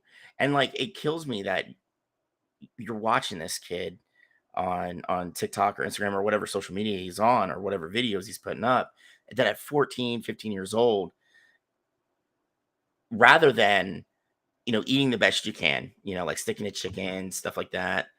Oh, dude, yeah, Robert, yeah, Liver King. Yeah, I just eat meat all the time, and I'm All natural. Yeah. yeah, He had ab implants. yeah, right. The BBL for men. But rather than like eating the best you can and just putting in the work, like, dude, I had 2 back surgeries. I got way out of shape. And I know it took me 4 years to get to the point I'm at now. It's gonna probably take 4 years Mm-hmm. to get to where I was, and maybe even a little longer because I am in my 40s and Yeah. the metabolism's just like, you know what, Mac? I'm not burning anything today. Like, oh, thanks, metabolism. I'm on holiday. It's my day off. Yeah. Metabolism's in the union. Yes. I'm in metabolism Ibiza right now. Okay, like I don't have time to burn all the shit you put in your body. So like, then it's just I can only imagine that kid. Mhm. He's not comfortable with who he is, right? And that's why he's willing to take a risk to put this shit in his body that could potentially fuck him up for the rest of his life. They don't care. They don't care about 2 things. They don't care that the internet's forever, which I find fascinating, and they don't care about the long-term effects. I mean, that's the thing though. Like I've noticed that because going to college as an older dude. Mm-hmm. My first year there, I made a friend, and she was kind of like that. Like she Mhm. was a swimmer for the school, balls out. Like she didn't juice or anything. She burned her candle at both ends. Mm-hmm. Right. Come junior year though, she was just done. Like she realized she quit swimming, and she was part of a championship winning team. Right. Like went to go compete in national championships at D2. But she was just like, I can't do this anymore. Like what's expected of me as the student athlete, Mm-hmm. right? Mm-hmm. For what my rewards are going to be. She's like, I'm never going to the Olympics. I'm not going to be part of a national team. She's like, I'm a good swimmer for where I'm at now. Mm-hmm. But I'm not going to go anywhere with it. So she kind of refocused and went all into academics, Mm-hmm. and graduated with a double major. And now she's in grad school, up in DC, and she's doing phenomenal, Mm-hmm. And it may be, especially with my organizing too, you see a lot of younger people like really advocate for like the real arms stuff. Mm-hmm. And I'm like, guys, I'm not above that. I lived that life for 16 years. I can do it, but that shouldn't be the go-to. You have to think long-term about this. Mm-hmm. You've never seen what a bullet and a bomb and these things do to people. Right. Mm-hmm. And after organizing with a few of them for a couple years, they're kind of like, well, maybe I was a bit hasty and thinking that way. Right. Yeah. So like it comes around. But like you said, when you're 14, 15 years old, you're not looking. No. that far down the road, you know? And that's what terrifies me as the father of a 14-year-old girl Mm-hmm. who's got a fucking phone in her hand, Mm-hmm. right? And I said, kid, uh, any partner of interest Mm-hmm. starts asking you to send nudes, uh, you tell them to fuck themselves and absolutely not. I was like, because that picture will not go away. Mm-hmm. Whether or not the person receiving it puts it out there, it's still digitally out there. Mm-hmm. And I was like, kid, it could pop up from anywhere, Mm-hmm. you know? And I was like, I don't want that for you. I don't want that for anybody. I don't care if it's a kid I hate. I don't want them to have to deal with having a picture like that being circulated in a friend group or passed around on like I don't want that for anybody, you know? And I wish that again, you know, like we were 14 and 15. We didn't think that far down the road. Mm-hmm. But like I wish these kids would realize, like you said, the internet, shit on the internet don't go away, Mm-mm. you know?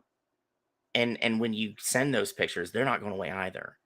And you know, how many times have we seen just perusing the news of people, you know, being busted for revenge porn as they pass around a Yep. picture of an ex-girlfriend? Yep. You know, like when women I'm dating are like, do you want, you know, hey, do you want me to send you a nude? I'm like, absolutely not. No, No, don't. please don't.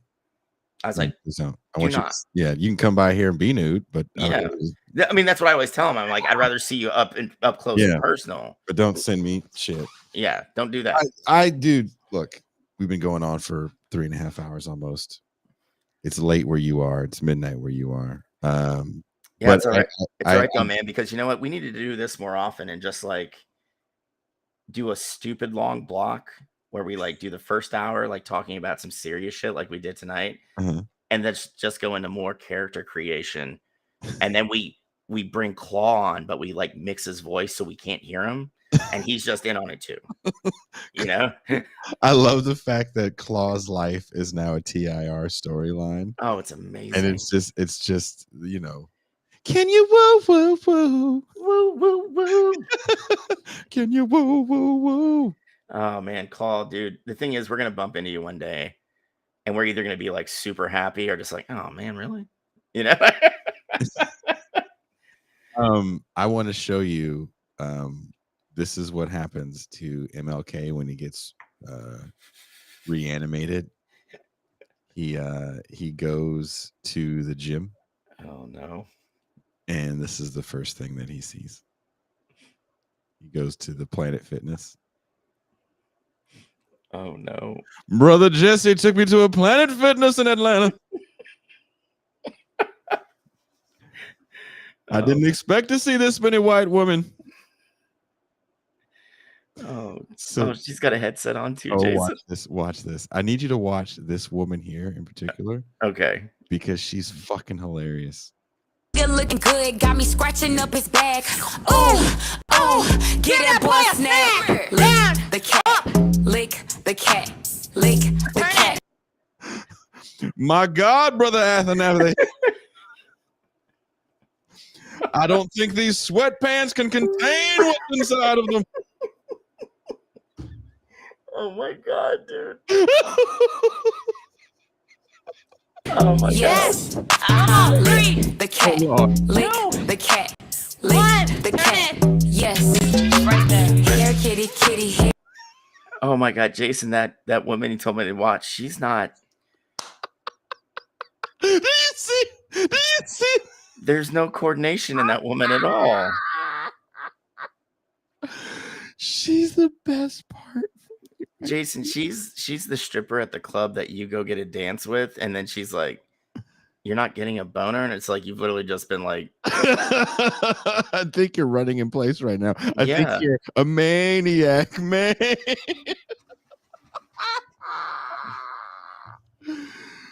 Dude. you know where she came from? That town in Footloose. There was no dancing was No allowed. dancing allowed. And then she got out. She's like, "Wait, what?" I've been wanting to do this my whole life. Oh man. I just want to learn how to drop it like it's hot. Timothy, you're right, dude. She swears she's hot. She's like, oh, I know how to dance. Look at me. And you're just like, she got that whole outfit and she was going to be looking so good on camera. And she got there and then she got all scared and shit when the lights hit. She started running in place, doing fast feet, hot feet. Floor's hot lava. Floor's hot lava. I want to find out her name. And then we all just get like $200 together and we're like, film yourself doing the W. And that's how we get famous. And she's just like, that's that's the thing that blows up the show. It's not going to be like all the great interviews I've had with wonderful intellects. We have a video right now that's viral, millions of views. Even Chapo talked about it the other day, and it is a clip I cut of Norm Finkelstein talking about gooning. How did you get Dr. Finkelstein to talk about gooning? Yes. Well, Mac, the only thing I'm good at is being ridiculous. Oh man, dude, it killed me. That clip he had when he was at Evergreen, and he yells at the girl. Yeah, shut up, shut up. Yep. And my buddy, I sent it to my buddy, right? Mm-hmm. Because he was one of those cats that are like, if you are calling for a ceasefire, you're anti-Semitic. And I'm like, dude, that's the most reductive shit I've ever heard. That's pretty ignorant. Like, why would you say that? Yeah. I was like, if you think, I asked him, I was like, do you not think I think Jewish people have a right to live and thrive and be who they are? And he's like, no, I would never say that about you. And I'm like, well, then I'm saying there needs to be a ceasefire. Am I anti-Semitic? And he was like, well, it's an anti-Semitic thing. So I sent him that clip. And he's like, that guy's kind of ignorant. I'm like, did you not listen to what he said? He's like, well, I just watched it. I didn't turn the sound on. And I was like, watch it again with the sound on. Right? And he's like, he texts me back like 5 minutes later. He's like, I watched that thing like 3 times. I was like, yeah. I was like, so if a Jewish man whose parents survived death camps and raised him to be empathetic to the plight of Palestinians, surviving what they did, seeing what they saw.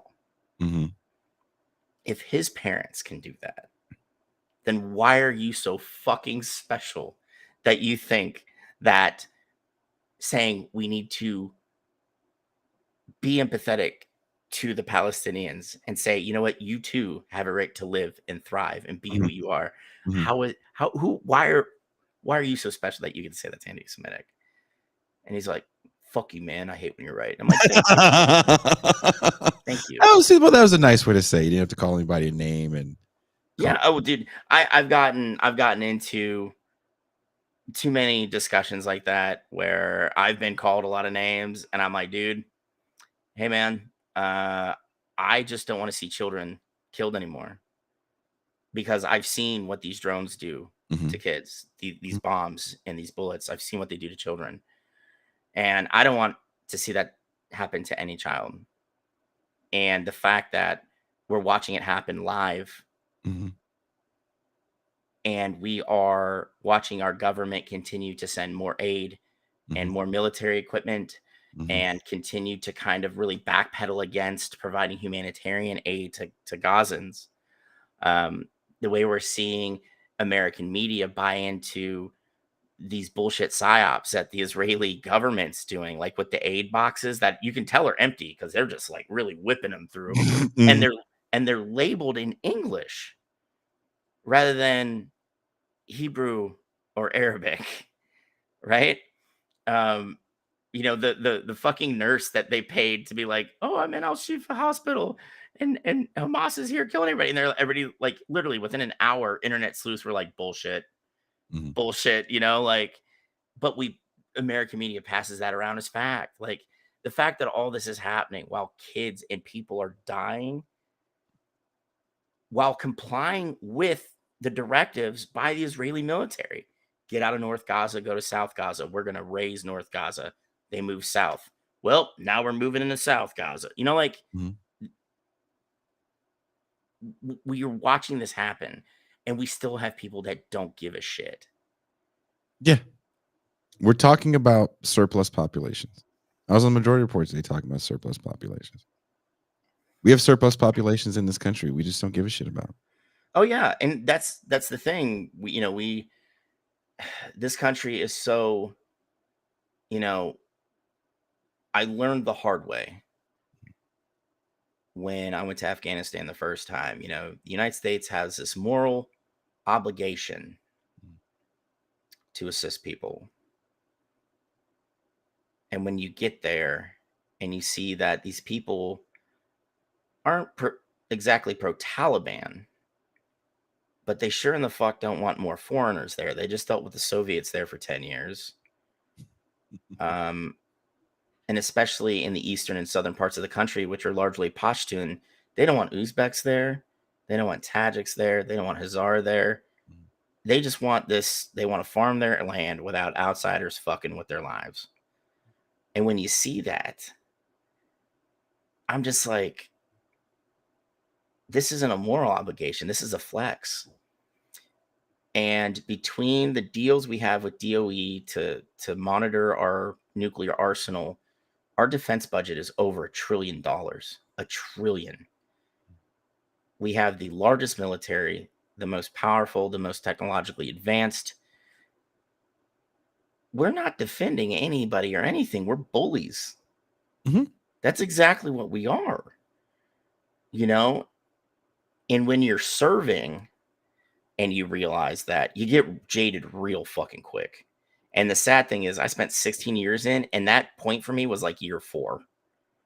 But at that point I felt I had an obligation to young kids that were in service to train them the best I could so I can get them home, so I can get them out.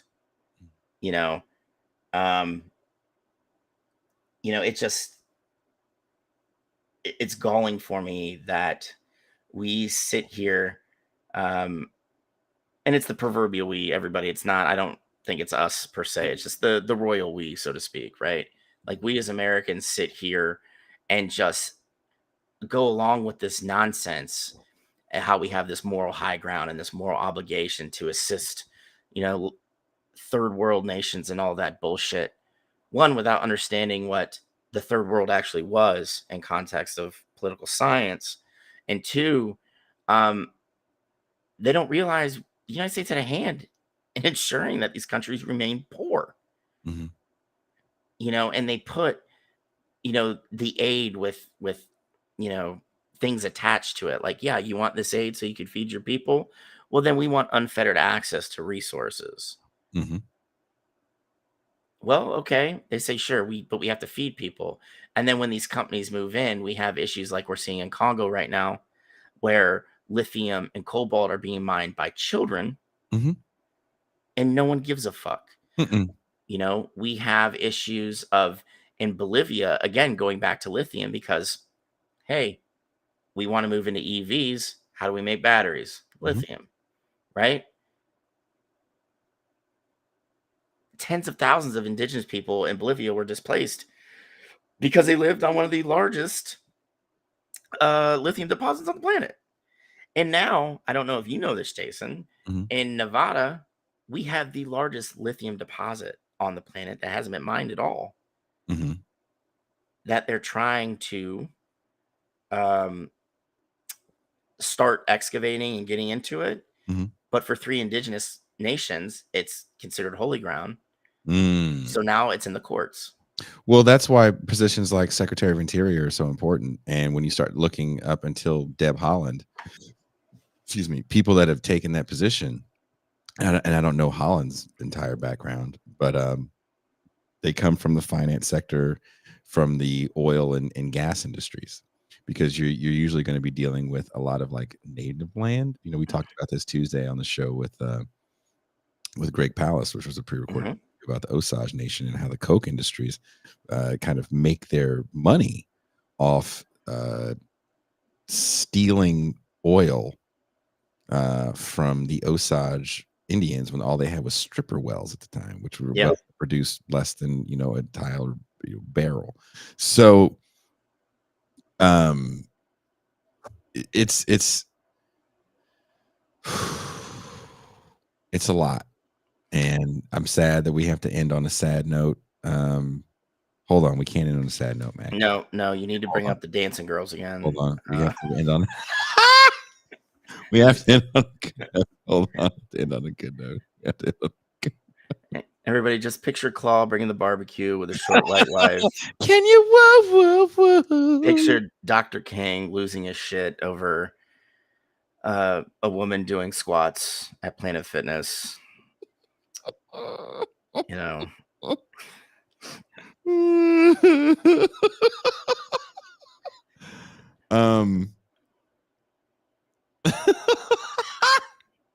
Wait, I'm trying to find out what we're gonna do. I mean, can you imagine, like? Oh, here, let's end with stupid old people humor on the internet. Okay, I'm down. Stupid old people humor.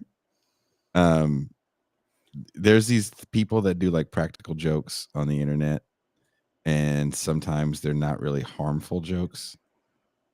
You know, those kind of really shitty practical jokes where like a poor person gets made fun of or has to clean some bullshit up. This is kind of funny. This guy does this joke. You might have seen it where he... Do you do stupid shit like this, Mac? I don't know. Hold on. Let's see if you do. I don't. I live alone, so I can't do anything.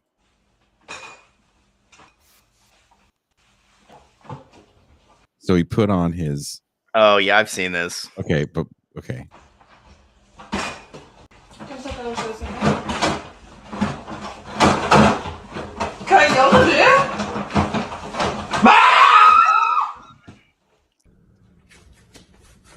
This is so mean. How is this guy?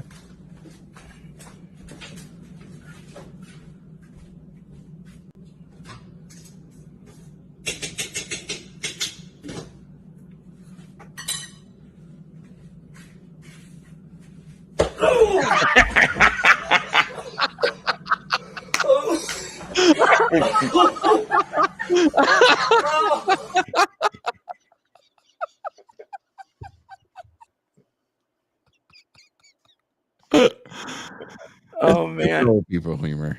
You know what? It's great. Like she hit him dead center of what she thought the ass was, so she was just trying to hit him in the asshole. He was just trying to hit him, right? But I Pogwash. Pogwash 2023. I love the I have a dream, and it's a wet one with pogs in it.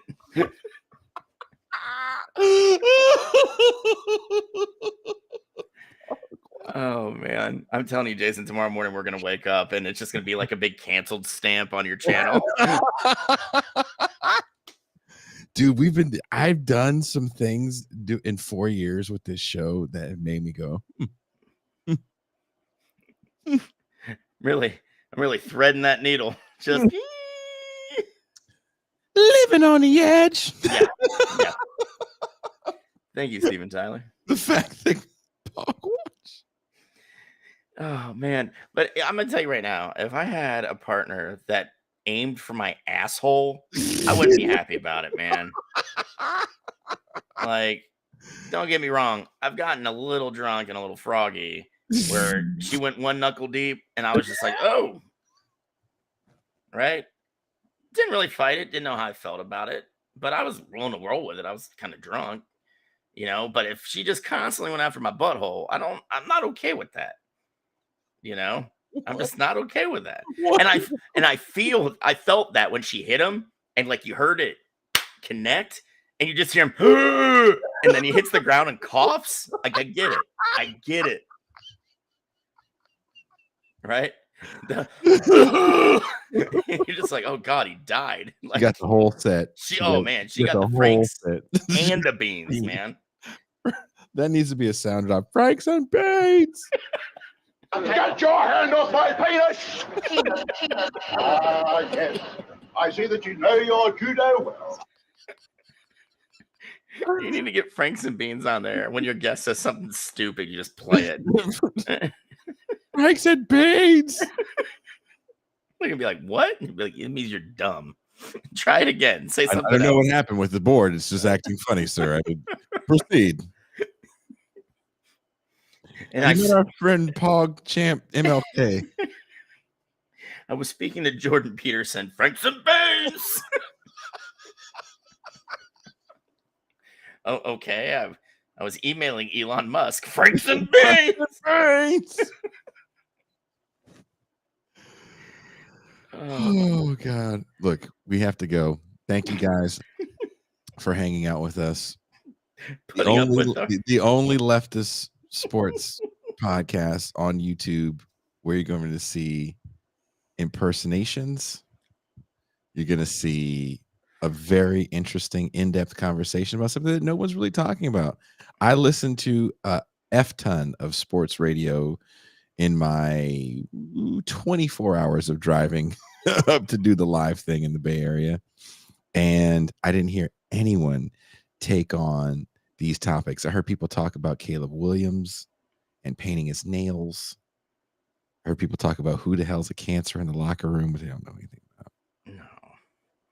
But dude, it's like that clip you showed me with Richard Sherman telling Skip to shut the fuck up. I forgot to play that. I wish totally forgot to play that. I wish more athletes would do that when fucksticks like Skip Bayless try and put their 2 cents into something that happens on the field. Mm-hmm. Right? Because like Richard, like Sherman said, like he's like, I lived this, I did this, you just wrote about it. You know, and I was like, that would be so, I was just like, the happy tear just rolled down my face. Just like, and then Bon Jovi started playing "It's My Life, It's Now or Never." When he had the Chris Jericho haircut, you know, when they both had it short. And Bon Jovi and Chris Jericho both look like angry women in a fucking Starbucks with a haircut. God, they did too. Can you imagine Bon Jovi and Fozzy on tour together? Oh, it would be a shit show. And I never look, I don't want to keep talking. I never was a huge Bon Jovi fan, but I think One to Dead or Alive is a good song. I'll leave it at that. Well, yeah, it was in well, what the fuck was that movie? Young Guns 2. Young Guns, yeah. I'm a young gun. Couldn't fucking escape Bon Jovi. There was this moment in the 80s where Bon Jovi was like, New Jersey, bad medicine. Mm-hmm. Your love is like bad medicine. And I just remember thinking, man, fuck this dude. I remember thinking Poison's better. Yeah, that was I was like Molly Cruz way better. Molly Cruz could totally beat up Bon Jovi. Oh, dude, fuck yeah, man. Dude, they could totally beat him in a fight of songs. Strom. Bon Jovi makes me think of anime fans with poor personal hygiene. Get your hand off my penis!